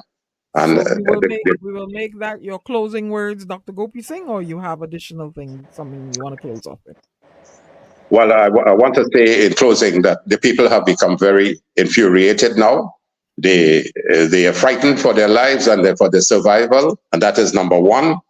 And the government is doing nothing to help the citizens as far as protection of their lives, which is sacred, and that is God's given right, the sanctity of a life. And they fail. And they failed in health, they're failing in education, they're failing in infrastructure, they're failing in the energy sector, employment, people are getting poorer, the middle class has been wiped out, people could scarcely survive now. They raised the salary, the hourly thing by just about $2, but people cannot survive on that. And there are hundreds of thousands of citizens who really cannot survive, and they're just barely eking out a livelihood. It's painful to see people. They can't even go to a supermarket now to buy food, because when they go, they have to put back half of the food that they took out because they can't pay for it. I have one here a young woman in the chat here asking me for help. Well, we'll work on that. Dr. Gopeesingh, I want to sincerely thank you for responding to the call to come into the Oasis. This is the type of programming I want to bring to the listeners of Trinidad and Tobago and the world at large. And I am not about bacchanal and confusion. Yes, we will have different opinions, and that is all it is, an opinion, and some facts may pass through while we're giving an opinion. I want to thank you sincerely, Dr. Gopeesingh. It won't be the last time I will call upon you for coming in to the Oasis. It's a privilege and a pleasure to speak to you, Ms. Benskin, and your listening and viewing audience. Thank you, and it's a privilege to be here. Thank you very much, Doc. We'll talk again. Okay, Gary, all the best. There you have it, ladies and gentlemen. Dr. Gopeesingh giving us a wow, historical view and lots of tidbits and facts on what's going on in the healthcare system. Himself being a doctor in oncology, gyno-oncology. I hope I'm saying it correctly. And I think he was once Minister of Education also. Correct me if I'm wrong, Phantom. Yes, he was. So he has a wide base of knowledge. And again, people may have different opinions, but it all comes down to the proper governance. I shouldn't have a woman reaching out to me here in the chat asking for help. I am not the Ministry of Social Welfare in Trinidad and Tobago. Why is that happening? I'm not trying to embarrass or anything, but this is what I go through on But a Diana, people reach daily, out to us weekly because basis. they have no way to turn to. Your They want to volume get is low, specific Gary. on It's your fault. You know, my fault. I My volume now. yeah, a little better. I am not the Ministry of Social Welfare, and when I get on other, forums and I speak, about the ills that are plaguing the nation, they want to insult me and call me Bajan and all kind of thing. Yeah, it's a Bajan. I don't back down from that. I'm seeing another lady of the craft, poetry, Hazel Born to Love is the name of her poetry book. Why can't they continue what a previous administration started? That's just wasting money. You are so right, Miss Bourne. You are so right. And what can we do, she asks, to alleviate the high volume of school violence? Plenty thing. I have a pyramid that I'd like them to take a look at. You got to go into the grassroots. I have another guest scheduler coming, Miss Fazia Khan. I believe she's listening. Miss Khan, you can click on the link now and enter studio all the way down to I can see you to bring you in on the broadcast. She has an interesting story to tell. So, What can we do is change the government because we are giving them enough time, and there's total disrespect to the people. Too many people suffering. We've seen more chaos upon chaos, right? And the But the thing about it is, people they'll have to want that, Gary. If they don't want to change it, what can you do? I mean, if I were living in a situation where I'm being paid at 2013 salary and I'm a trained nurse, that is not fair. And you yourself, as the leader of the country, have given yourself 30 something percent increase, 30%. Correct me if I'm wrong, right? You've raised your salary on the taxpayers' dollars, those nurses, on their dollars that they spend and earn, right? And I'm a nurse and I'm not getting paid at the proper salary. I'm gonna be disillusioned. I'm gonna migrate. I'm gonna go somewhere else. Perhaps that could be one of the inherent causes for the high vacancy rate in amongst nurses in Trinidad and Tobago. And you have doctors, how many doctors that waiting to get employment. But while we await Miss Fazia's we have arrival, hundreds of doctors and nurses that are not being hired in the country, right? And I mean, it's people are suffering. I have doctors in touch with me who are sitting there being overworked. They don't get to sleep. They don't get to eat properly. So I mean, at what point do we draw the line? This government refused. Look, just imagine the knowledge of Dr. Gopeesingh that they refuse to accept. The knowledge, vast knowledge. He has put politics aside and tried to advise them, and they refuse to accept the advice. I mean, even with you, Diana, you offer to help in the education system, they refuse you. I've met many nurses in this country who are Trinidad nationality that offer to help. Police officers that offer to help, they refuse to work with them. Well, in the meantime, I'm going to await the arrival of Miss Khan. Rest my vocal cords. We can listen to DeFosto with this prophetic song. Could we rise again?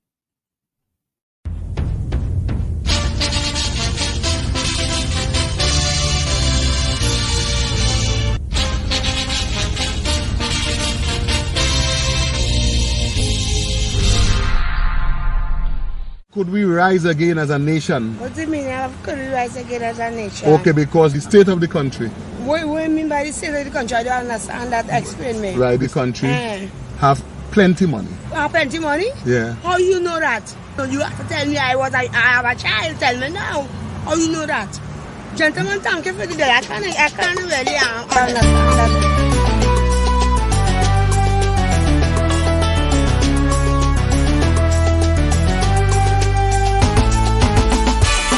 Oh mama, oh yo yo yo, my nation is bleeding, yeah. Prophecy unfolding, judgment incoming. I love you still, mommy. When will it end? Tell me, how did we come this way? Oh my Trinidad and Tobago. Whilst the nation still hope and pray, the devil busy, I say. Oh my Trinidad and Tobago. Oh no, I'm feeling the pain for you, mama. Revelation strikes at your corner. Still we are holding on. Your children have lost their way, fighting for survival each day. Oh no, going from dawn till dawn. What is happening to my country? Every day is a sacrifice. Blood flowing like water daily. Lives could be lost at any price. The anthem is now a whisper. Some don't care to stand when it plays. The lawless is now in control, so the good folk going away. Oh, my Trinity. Strange signs all around we are. The hills are alive in a different way. Your babies are dying, brutally I'm seeing, yeah. Could we rise again, come what may, yeah. Oh, the mighty dollar, now cast a spell of uncertainty. Oh, my Trinidad and Tobago. You see, when the rich is getting richer, the poor must remain empty. Oh, my Trinidad know that and Tobago. I say, oh no, people balling for pain and hunger, inflation, cost of living higher, can't get no daily bread. So the youth them on top the hill, somehow their bread basket don't fill. Oh no, so they turn to crime instead. The arms of the state disappointed, still their salaries are daunted. Large increase in the fiscal budget, oil money reach a all-time high. Don't buy no jet for so much of money when the hospitals are in need. Poor people at everyone's mercy, so the hill reacting indeed. Oh no, hear the people cry, yeah. The hills are alive in a different way. Them who take in we money must pay for it dearly one day. Could we rise again, come what may? Yeah.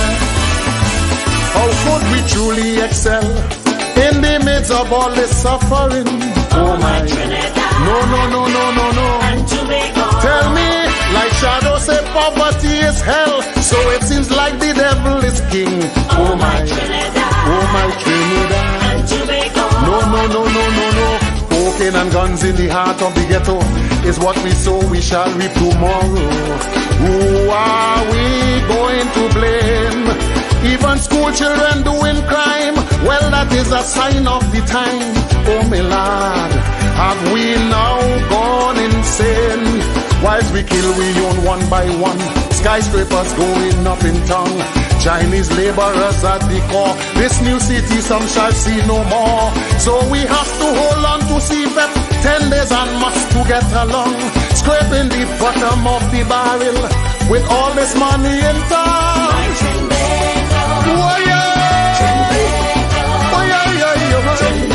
My Lord, the hills are alive in a different way.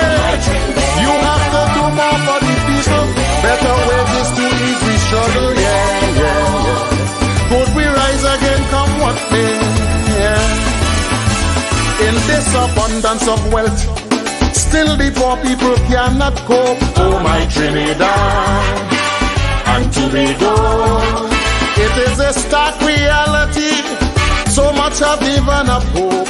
Oh my Trinidad, Oh my Trinidad, and Tobago. oh my, oh no, oh no. Some turn to vagrants in the city, homeless children begging have mercy, Lord. Child abuse have risen again. Look like Jean and Dinah come back in tongue. The girls and them singing the song. To survive by any means necessary, dignity gone down the drain. Some say the leaders have failed to do right for one and for all. When there is an imbalance of the scale, then the writing is on the wall. If you ignore the plight of the people, well, the devil shall intervene. It's only divine intervention. I hope you know what I mean. Well, is it true that God is a Trinity with all these crimes and sweet La Trinity? No, no. The hills are alive in a different way.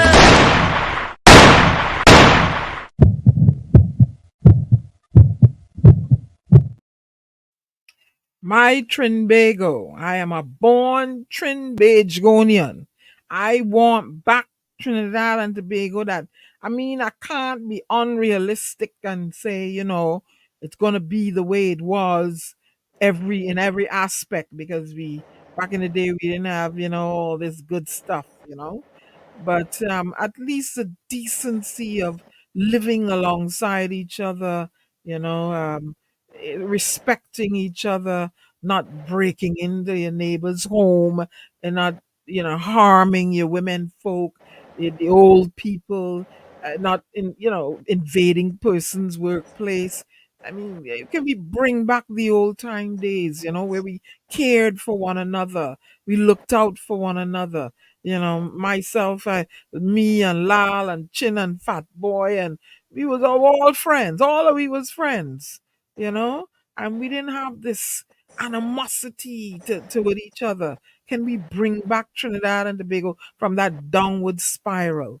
I mean, it can be a paradise, but we It must. is a few way what kind of people that's really caused. The majority of people are still the same way. Yeah, It's I just a few, see. but there is no restraint for these people, so they're doing what they want. Miss Khan, if you're listening, you have She's to trying to connect get in. your mic and your camera. There's something Have a she's not technical connecting. problem. Yeah, I can see her trying to connect. And when I hear this r- okay, here she is, racial undertone, it's not necessary, because Trinidad and Tobago is click on your camera. So if you don't want to come up, Miss Khan, you're not connected. Because back in the day, um, we didn't have this. We didn't have this undertone. But I have to refer. I remember Miss Khadija Amin emphatically stating, when you go into the classrooms, you see a lot of Douglas children. So we are mingling with each other. We can mingle with each other at Carnival. We can mingle all year round. But I That too, that that, that nonsense doesn't when political time. Throughout 3 years, people living together with each other. It's just a few yeah, people who make that kind of stupid talk. You know. yeah. But We need to go back to that decent, way of living and looking out for one another, and etc. Right? I have my next guest, Miss Fazia Khan. Unmute yourself. You have to unmute your mic. You have to unmute your mic. Hit your microphone she's if you can trying. hear me. The microphone. Not press your microphone. She's not yet there. No, So what she was saying. She was saying to I called her. She was having problem releasing the mic for some reason. They won't let her. So she was logging in and coming back or out. maybe tell her to try using a headset, then I don't know, perhaps that might work. I'm not sure. I'm not muting her, she's muted herself. So we Yeah, she need said the to mic was giving her trouble. yeah, I seen her coming up. We'll keep trying to connect. If not, we'll try another day. We can go back to being decent to one another, and looking out for one another.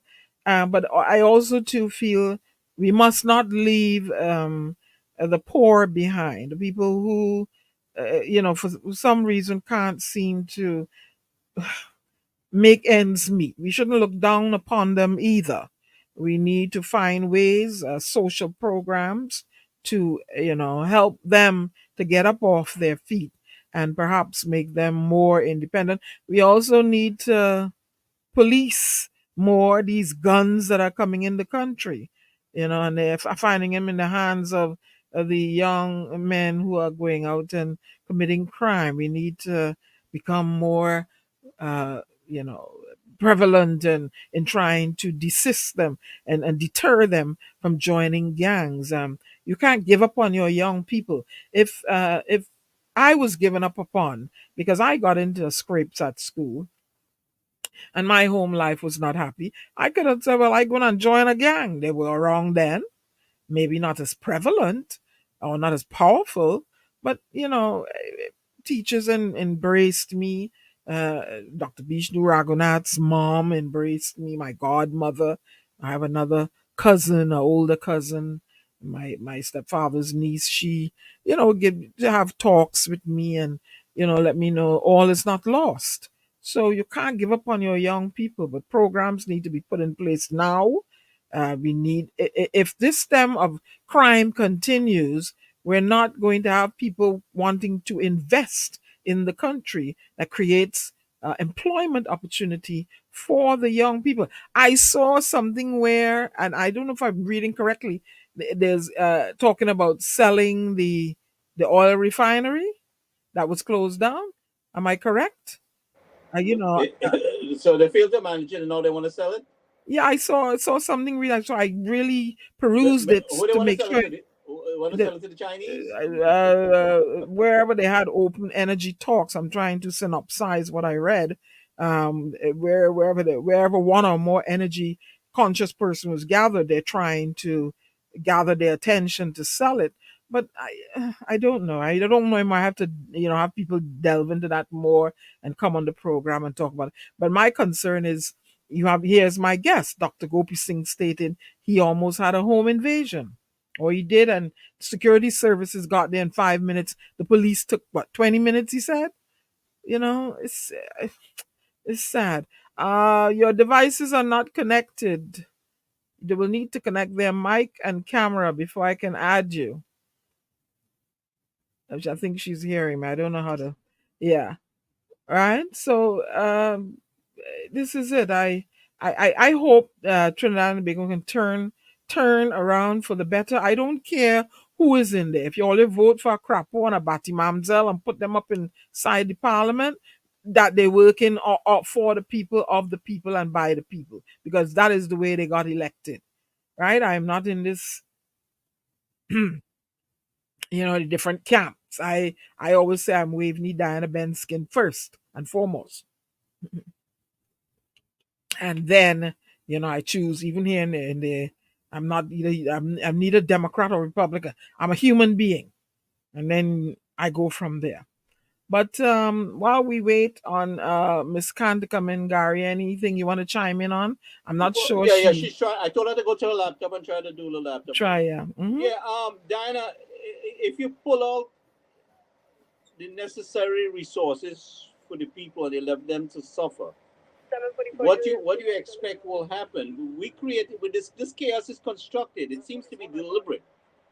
You Hmm. know, so the result is what we have. And look here, a person in the chat said, "Imagine my mom died waiting on her pension. 1 year later, her files went missing, and when she passed social welfare, keep calling me to bring in her death certificate to cancel her file. Very disrespectful indeed. Indeed, I hear of horror stories. People. There we go. Let me add her to the stage. Miss Khan. Oh, what we having Penny Miss Young here in the village tonight, boy. And you didn't want to come up on camera. Good night, Miss Khan. And how are you doing? First of all, let me turn I this hear off. an I'm echo. so Turn sorry. the other one, yeah. That's okay. Get I yourself don't know what's sorted out. happening with my phone today. Everything is just going crazy. Well, you don't want to know what happened to my computer just before the broadcast. It just went blank for a while. I prayed earnestly, and it was fixed. Yes, Miss. Thank Yes, you Miss so Candy. much for having me. I'm so sorry it took me that long to figure out That's this. okay. That's Oh my okay. goodness. That's okay. Um, And you need to tell listen my. because on Mhm. on air, this is my first forum, so forgive me if I fumble or eat my words. I'm not the That best. that's okay. Tell our listening and viewing audience who Fazia Khan is. Not very important, but anyway, my name is Fazia. I am from Trinidad. I've lived most of my adult life back in Toronto in Canada. I studied nursing 20 years ago and have been in the nursing medical field for the past 25 years. I've been an ICU trained nurse for 20 years and a healthcare manager for the past 6 years. Up until recently, in 2020, I was actually able to come home to Trinidad to work for the first time in the capacity of director of nursing at West Shore Medical Private Hospital in Cocorite. I was once told that was the Miami of Trinidad in terms of healthcare provision. And I was just back home on holidays the year before 2020, and there was an opening in the newspaper for a director of nursing. I didn't even apply. My little sister applied for me, and they had called me the following day for an interview, not really thinking anything of it. But just going back to what Dr. Tim Gopeesingh was saying, we lack the human resources specialties in the country. You know, those who had the ability to leave and go away to foreign countries, to provide better for their families, took the opportunity as myself. Therefore, when subsequent people study and leave abroad for better, for greener pastures, as they would say, it drains our country of the essential services that we need and those people to run it. So here I was visiting. I had the interview with them on the phone in Canada, and they asked me if I can start the following month. And I was like, I wasn't prepared for that because I wasn't prepared to move my life from Canada back to Trinidad. Mind you, I've never worked in Trinidad before. My job there in 2020, and that was in the middle of COVID. And how I got to come in this program, Gary is the one who actually helped me get a flight to Trinidad because remember in COVID time, every single country pretty much was locked down. There was no flights. You couldn't get anywhere. You were locked in your homes. So anyway, so I did happen to work at West Shore for 1 year as director of nursing. And the reason I wanted to speak was because a lot of the points that Dr. Gopeesingh mentioned about, the state of our healthcare system in Trinidad, it's just sort of rang really close to my heart because I've been working in a first world country, in a first world healthcare system for 25 years. And I can see exactly what he's talking about when he compares the healthcare system back home in Trinidad compared to one in a first world country such as Canada. And when I moved to Trinidad 4 years ago to work at West Shore, I was in for a culture shock of my own culture. I just had it in my head, maybe because it was a private sector, there's more money put into the system, it might provide a higher level of care to the public. But that is actually not what I found. I found quite similar problems that Dr. Gopeesingh mentioned in the public system. I found out quite similar in the private system, and one of the issues he talked about was the incompetencies of the managerial staff, and just excuse my language, but, crap rolls down a hill. It doesn't roll up. So if you have poor management at the top, what transgresses down to the people boots on the ground, right? It rolls down a hill. So if you have people who lack the education, the expertise, the know-how to run a business, which is what healthcare is, a business really at the bottom line, you have issues, right? What I found in that job was a lot of nepotism happening. My uncle's looking for a job. He used to work in the engineering field. He might be a good manager because he needs a job. It has nothing to do with the other, right? A lot of friends know each other. They need a job. Let's give them the job because they might be good for it. So when you have people who are not qualified to work in a particular field and you place them there because of nepotism, them, you're going to have problems until that is changed, that system is changed, And, when I got there, I faced a lot of scrutiny, a lot of resistance, a lot of a lot of contempt from the board of directors who ran West Shore, with the acceptance of my hiring boss, who was the CEO of West Shore. He was the most supportive because he had a vision like myself to move that company forward. You know, someone coming in from a different country has a fresh set of eyes like myself, so I can actually pinpoint the issues that I see compared to what I'm accustomed to. And if you want to make a healthcare system first world or better, you have to make changes. You can't do the same thing every day and expect it to get better.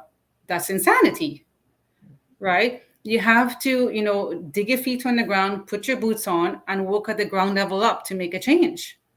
Right. And this is what's lacking: insight, foresight, and vision in a lot of these places, right? There as director of nursing, they were like, there was a manager of medicine, manager of the ICU department, manager of the OR department, and the emergency department. So there were 4 managers who worked under me. Not one of them had a single qualification to run those departments, not one single person. None had a qualifying degree in nursing or management to begin with. They all worked there for 15, 20 years. And because they were close friends, and we get in trouble for this, with the medical director at the time, they were friends on the weekends, liming in their boats to Maya or wherever. They were ushered into these jobs because they were good friends of the medical director. When I came, I had a lot of resistance because I actually put them to work. I made them work, and they resisted because they had to do work. Simple things that they were talking about, that Dr. Gopeesingh said about in terms of, having people qualified, is a simple thing as accountability. We have zero accountability in Trinidad, zero. Every time I visit Trinidad, not just the healthcare system, even the roadways, you have these laborers, guys, cleaning up the drains and picking up the grass and the mud. And what do? They put it in piles on the roadway. It's sitting there for 2 weeks. The rain comes and washes it back in the drain. What is this? Where is the efficiency? Where is the common sense, right? Like, that's one simple example. Where is the accountability? Why can't the truck pass and pick up the garbages and do it the same time they put it on the street? So you have these people doing this job for 2 weeks in a row, the same thing over and over, and nothing is getting better. It's the same thing in healthcare. We have managers who are put in place, who sit at a desk and go for their coffees and teas and not lifting a finger to do any work to make the place better, to make the service In other words, dead waiting. Dead waiting, right? Dead waiting. And the thing is, though, there's no standards to begin with.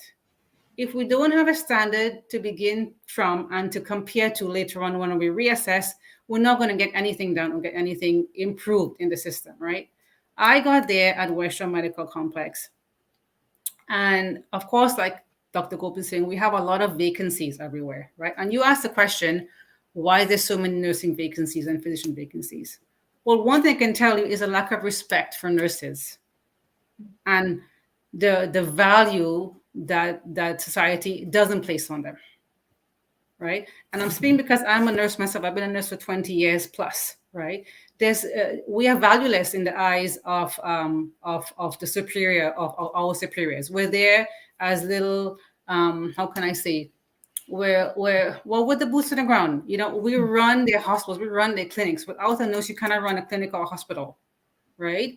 And we are the worker ants. We are not valued. We're not respected, and especially it opened my eyes when I came to Trinidad. Nurses were really spoken down to and belittled in front of the public. I've never experienced that in Canada. I wouldn't say it doesn't exist, but I've never seen it in my 25, 22 years working there in the hospital, right? We are treated with respect, top down to bottom. That was the total opposite in Trinidad. And I was so aghast, I was taken back.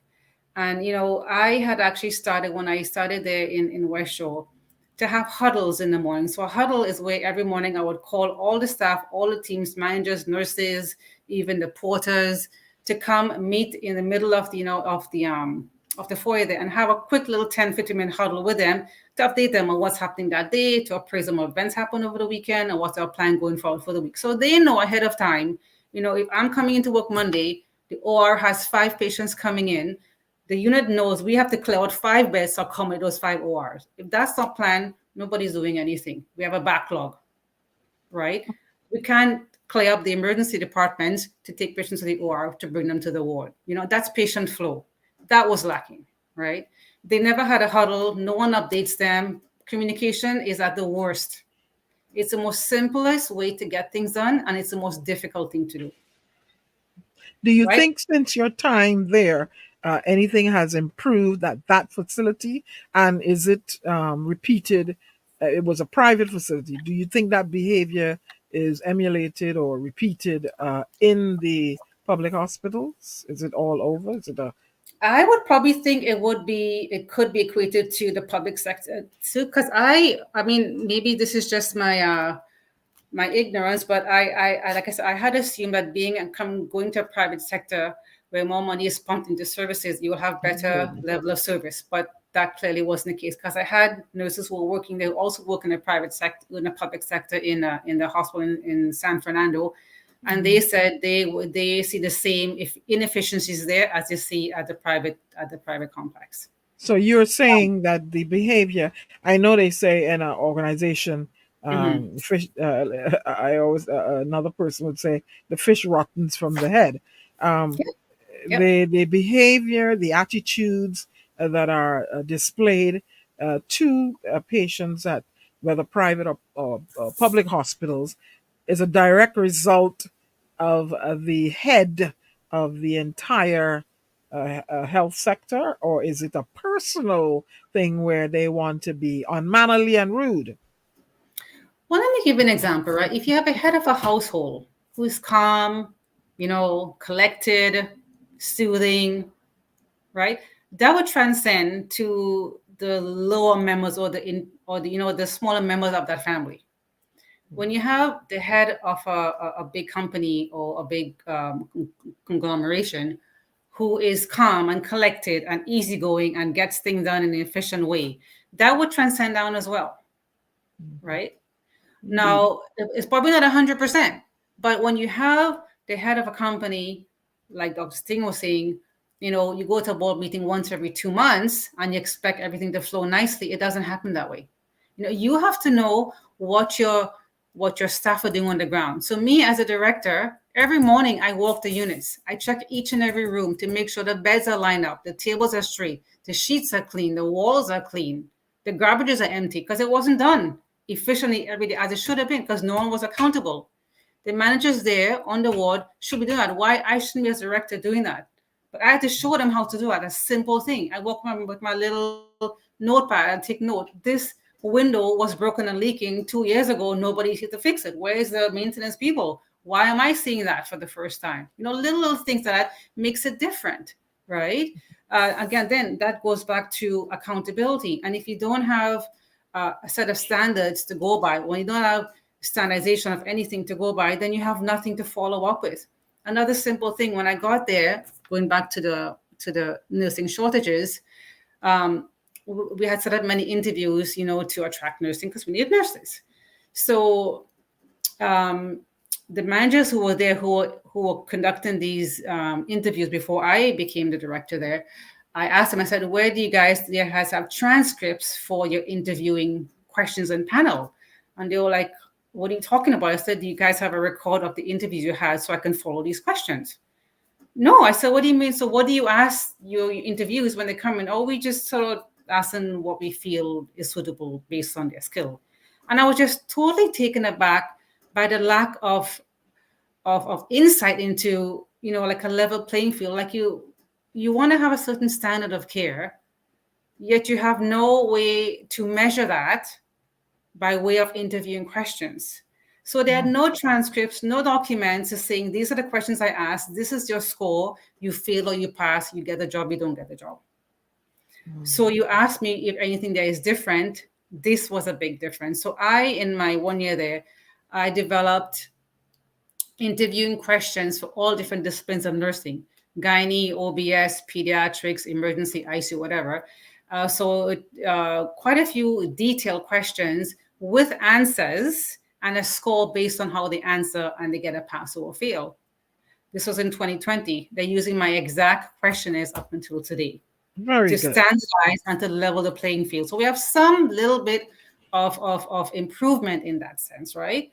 Mm-hmm. Another simple thing too, like in the hospital, when someone has a cardiac arrest, the core team is called to resuscitate that person via CPR and shocking, etc.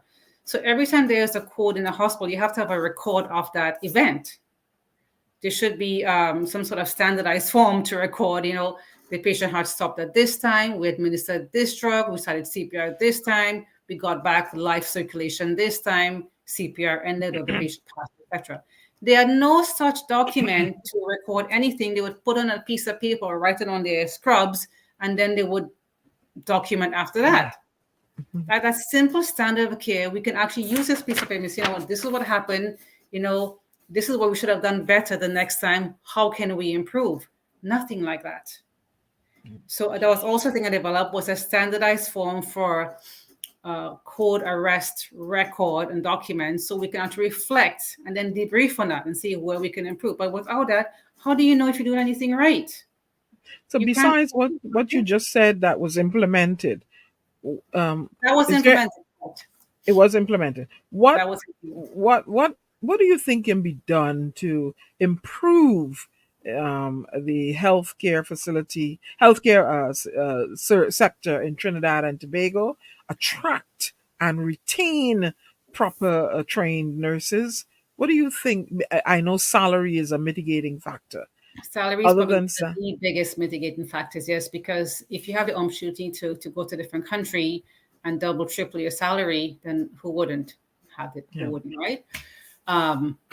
I think a lot of it has to do with the value society places on nursing staff compared to other staff in the healthcare sector, right?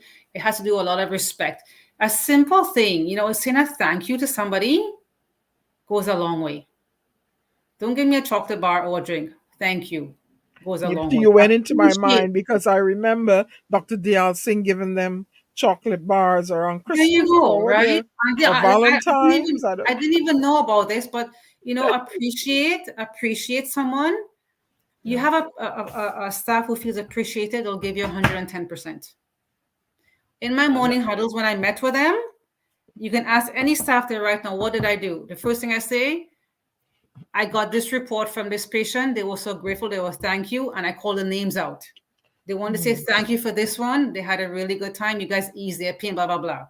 And then I'll say, you know what? This is what we need to improve because this didn't happen that day, or this was left unattended, right? But when you recognize a staff member for a job well done, and you pay them that support, it goes a long way. They want to come and work for you because they feel, they know they will be respected. They know they will be what's what I'm looking for. I had a brain for it now. They know they'll be recognized for a job well done. But if you take people for granted, and don't treat them with the respect that they need and deserve, then don't pay them accordingly. You're going to get mediocre service, and that perhaps is not right. But perhaps that is the reason why in the chat you have some individuals say some of them are mannerly. Very mannerly, so right.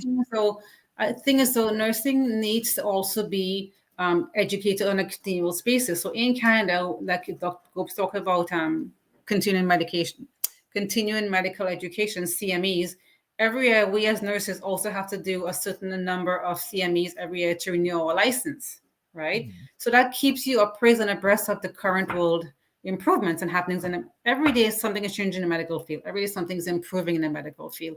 If you don't keep aware of it or keep ahead of it, you're going to be left behind, right? So I think when you have education, you have the power, you have the confidence, right, to speak up, right? When I got to West Shore there, I was very shocked to find out nurses in Trinidad don't perform physical health assessments. And I was like, you have to be kidding me, because this is what we do in Canada. We do the health assessments, not the physicians.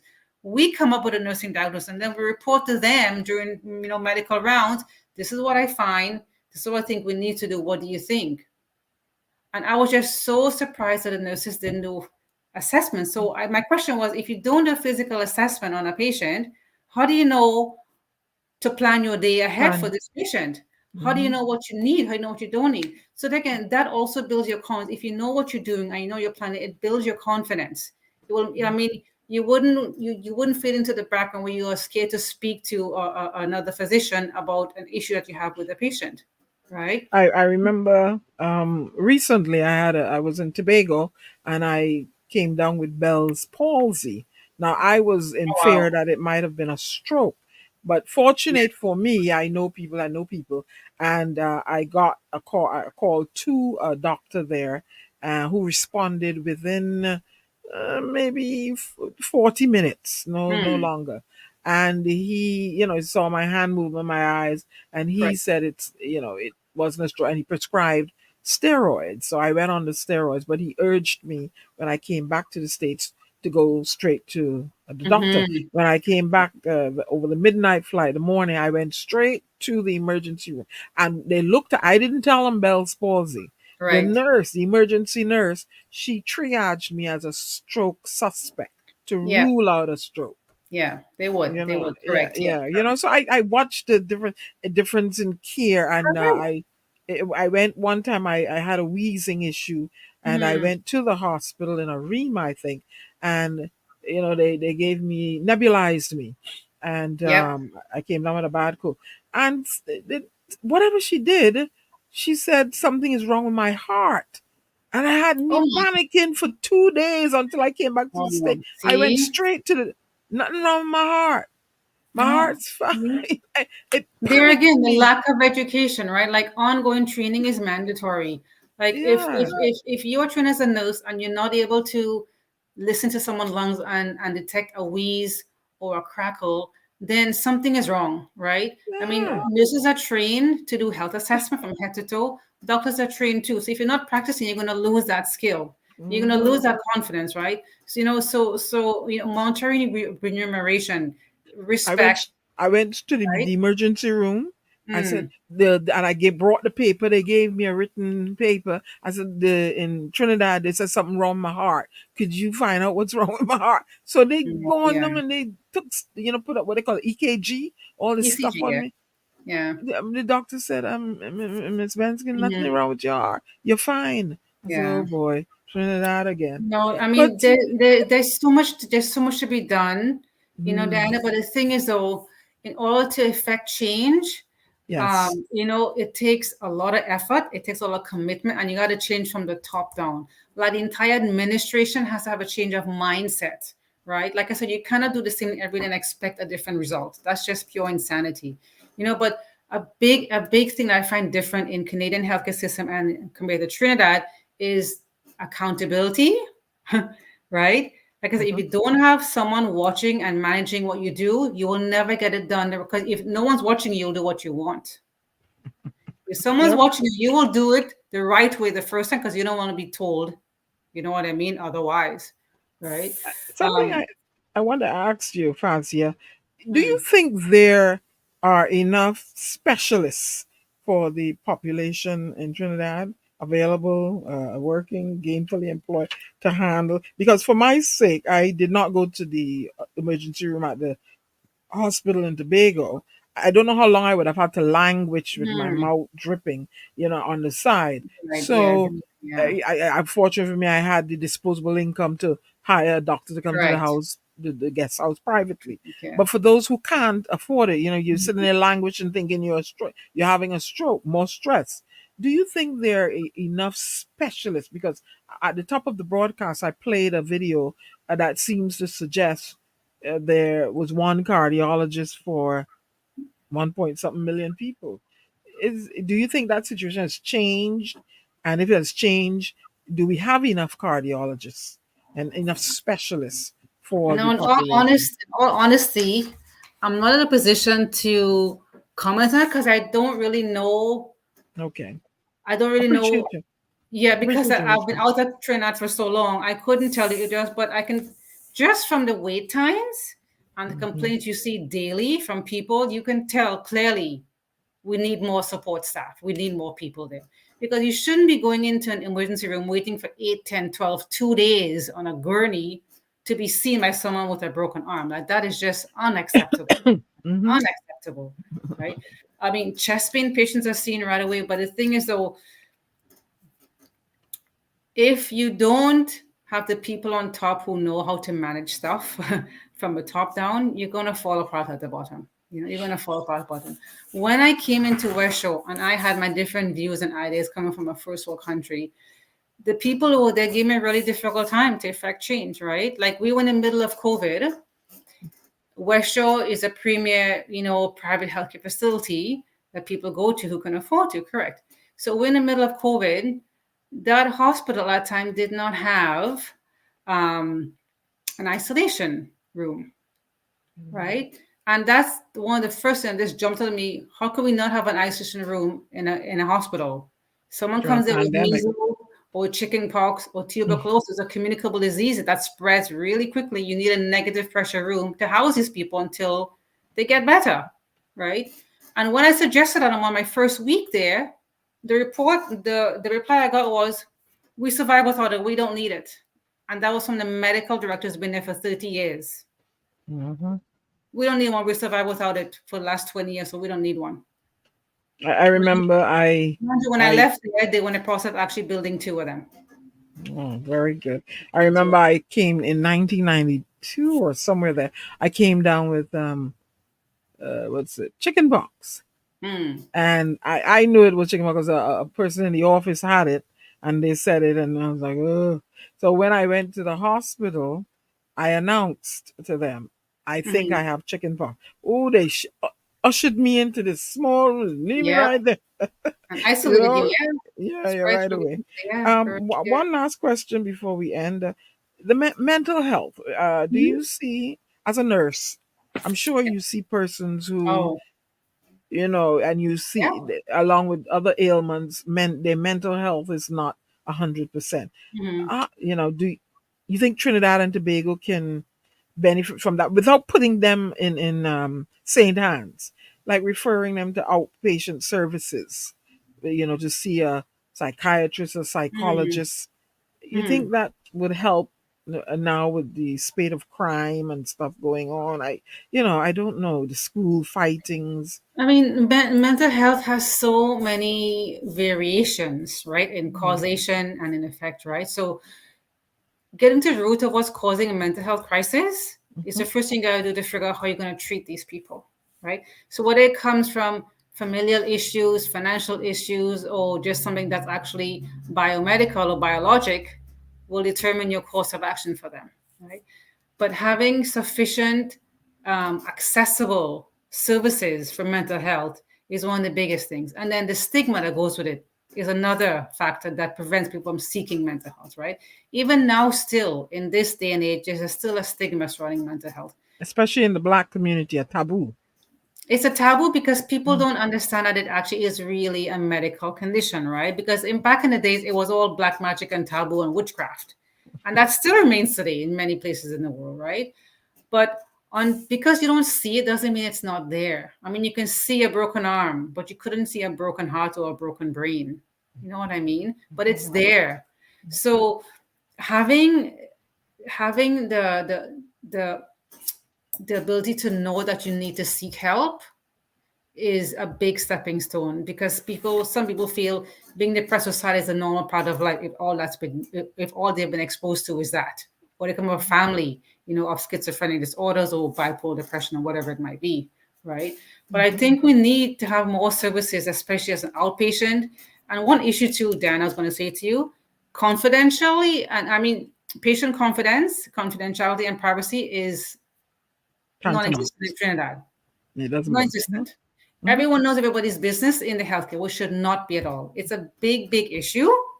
And I think that prevents people from seeking health. Because if I know you in my clinic in Trinidad, you come to seek mental health, the whole village knows by tomorrow. Yeah, that's And not that's good. how it is. And that's a big issue. And I want to state, I am a person coming from a dysfunctional home where I was abused severely. And in the United States, I was diagnosed with complex post-traumatic stress disorder. And until I got the years of therapy and counseling and assistance and medication, that I was able to thrive. But some of my schoolmates would tell you I was a little crazy, or something was off, or I always Right. had an air of melancholy about me, which was Mm-hmm. true. They were correct. But the era in which I came from, I just know I wasn't feeling good because of Right. how I was being treated at home. And Mm-hmm. what is the word? I muddled through life Yeah. until there was a time where I went to a doctor because I had all over body aches, Mm-hmm. and they That's a did typical sign. Yeah. Yeah. MRIs and they can't find No nothing, but pause. there was a little bit of developing osteoarthritis in the knee. Mm. And I always remember him. And he said, but I don't see anything wrong. We can't find.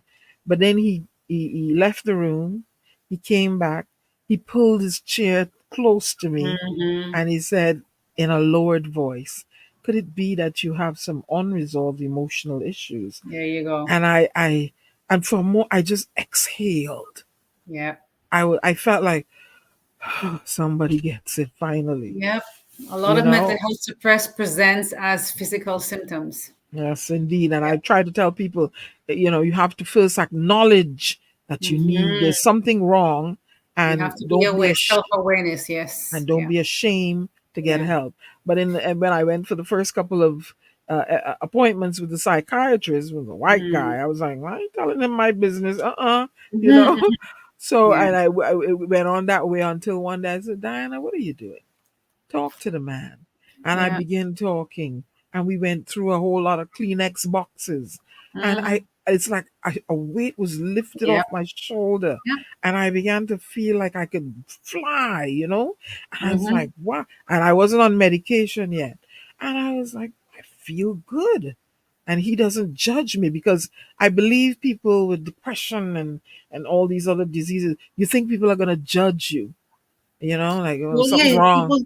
people do, and people label you, right? People label Yes, you as yes, nuts, yes, right? yes. And this is a big part of Mhm. society. So even though we're educated, we're advanced, we still have this mental block that mental illness is something not to be talked about, But if your mental health is right? not great, you can't function in any other capacity. Nothing will ever great. Nothing. Yeah, But this there's is the some of thing. us that are able to we function, but we mask it, and which is what I was able to do. I had to Mm, mask it for survival reasons, yeah, correct. but Yeah. it was sucking the life out of me. But anyway, we'll talk about that. I want to bring someone else talk about that, and I'll invite you back to the Mm-hmm. broadcast. For I sure. want Yeah. to. You have any closing comments you'd like to leave us with before you depart? I just wanted to say thank you for having me on the program. I'm not as nervous as I was coming onto the program. Um, Come on, Jenny, um, but Penny Commission, come on. Oh my God, I don't know about that, but anyway, I just want to say thank you for having me, and I'll be happy to come back anytime to talk Mhm. um, on the field that I know about, which is nursing and medicine and public health, and I think I was going to say to you in 2017 I came to Trinidad when I was doing part of my master's program, and I did a study on diabetes in Trinidad. And one of the reasons, and one of the recommendations I made to the Eastern Health Board in San Grande was one of my 20 recommendations was educating at the grassroots level students in schools about diet, about exercise, about proper healthy eating, about educating their parents when they go home so they have a second, generation to educate, and educating from then to prevent our disastering diabetes that we have now, our disasters in high and hypertension and cholesterol and kidney disease. If children know from small not to eat these rubbish conkles and Milo drinks and soft drinks from small, and that carries them through their life, there will be a different outcome.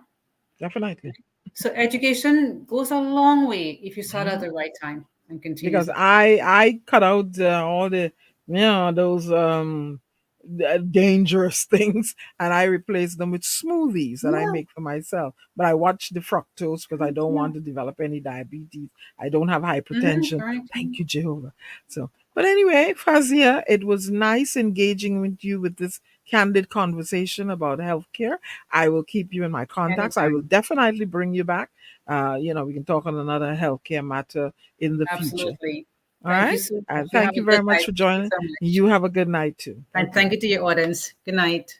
Good night. Thank you. There you have it. Closing comments, Mr. Gary. You know, seeing the kind of quality of people and capacity of their knowledge of Yes. our people outside the country, that they are refusing to accept their help. We find ourselves most of the time where they try to ambush us, derail us. We are a threat more than received as a help. Somebody trying to help better the country, to work alongside them. They are very threatened. They want to maintain the status quo. You know, some would rather travel outside the country, show off that they went outside for their health care, than to help better the conditions in the country for all. You know, it's a kind of self-centered kind of state of mind. You know, the country's the corruption is kind of a cultural thing. You know, that's what I see right through. Whether it's the police, the healthcare system, education system, you know, it have people there that are more of a stumbling block, have position because of friends or family or associated politics or whatever it is. Okay. And they don't even care about improving or everything is fine for them right now. They are happy with the way things are. People dying and they're happy with it. People line up in the hospital. 2 days they can't get a bed. They find it. I had a lady call me. One of the girls that I helped get back to Trinidad. She was 4 days at Mount Hope. Oh dear. Right? She couldn't, with chest pain and a cough, and they ignoring her. And I had to make some calls. By the next day, she had doctors galore on medicine. So what happened? You have to know somebody. You have to get somebody. And it seems that way in Trinidad, and that shouldn't be. In the chat here, Hazelborn says HIPAA needs to be implemented in Trinidad for privacy. I agree with you. But anyway, Gary, I want to thank Dr. Gopeesingh and Ms. Fazia Khan for joining me here on the Oasis. Thank you, my viewing and listening audience and persons who actually chimed in here in the chat. When I'm going to be live again, I'm trying to find different topics that are relevant. My aim is I am not about bacchanal and confusion. I will have a sizzling topic which may generate, that ambiance of bacchanal and confusion, but it's a sizzling topic for the betterment. Addressing the issues is not really bacchanal confusion. If you take on the issues head on, they could call it whatever they want to call it. But I want the truth. Yeah, truth, opinions, or my personal opinion, and ways that we can make the country better. I will close off the broadcast by saying thank you, Gary. Thank you, Dr. Gopeesingh. Thank you, Ms. Khan. We will meet again. I will go out with a musical track. Don't forget, Gary? We have Dr. Lakram Buru tomorrow night. Yes, I will send out my information about that, what we'll be talking about. All right. All right, folks. Thank you for joining us. You're welcome. Thank you, everyone. I'm going to go out with a track that it's dear to my heart, and I just want Trinidad and Tobago to be good again.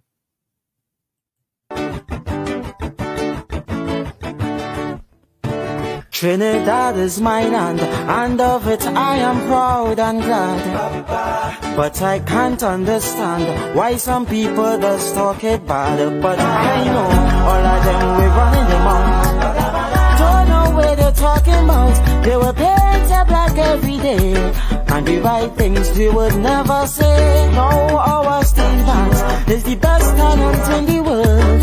Like calypsos, our stories are told with this rhythm to touch your soul. So Trinidad, this lovely land of my birth, small but overwhelming in wood. And as you know, Carnival is the greatest frolic on earth. When it comes to beauty, Trinbago is second to none. We have Penny Commission, Wendy Fitzwilliams and Giselle Lovers. And if you want to talk about art, we have the chief Leroy Clark. And if you want designs that excels, we have McFarlane and Peter Menchel. And the sportsmen are rated best in the world. Kishon Walcott and Hastings Crawford, they both brought us so much gold. And I must mention Otto Bourdain and Richard Thompson, while Lava Records still not broken.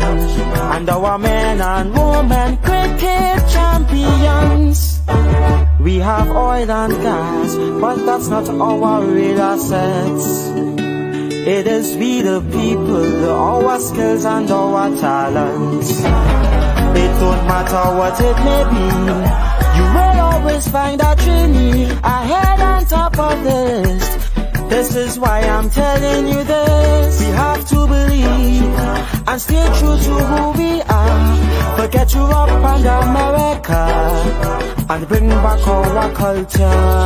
Oh, hey, for we are truly a great nation. All we have to do is work together and keep Trinidad and Tobago our blessed land. There you have it, ladies and gentlemen. We've come to the close of another broadcast of The Oasis. I want to thank everyone, all my guests and everyone for chiming in. Don't forget to share, subscribe, like, whatever platforms you found me on. Thank you very much for joining me here in The Oasis. I'll see you next time.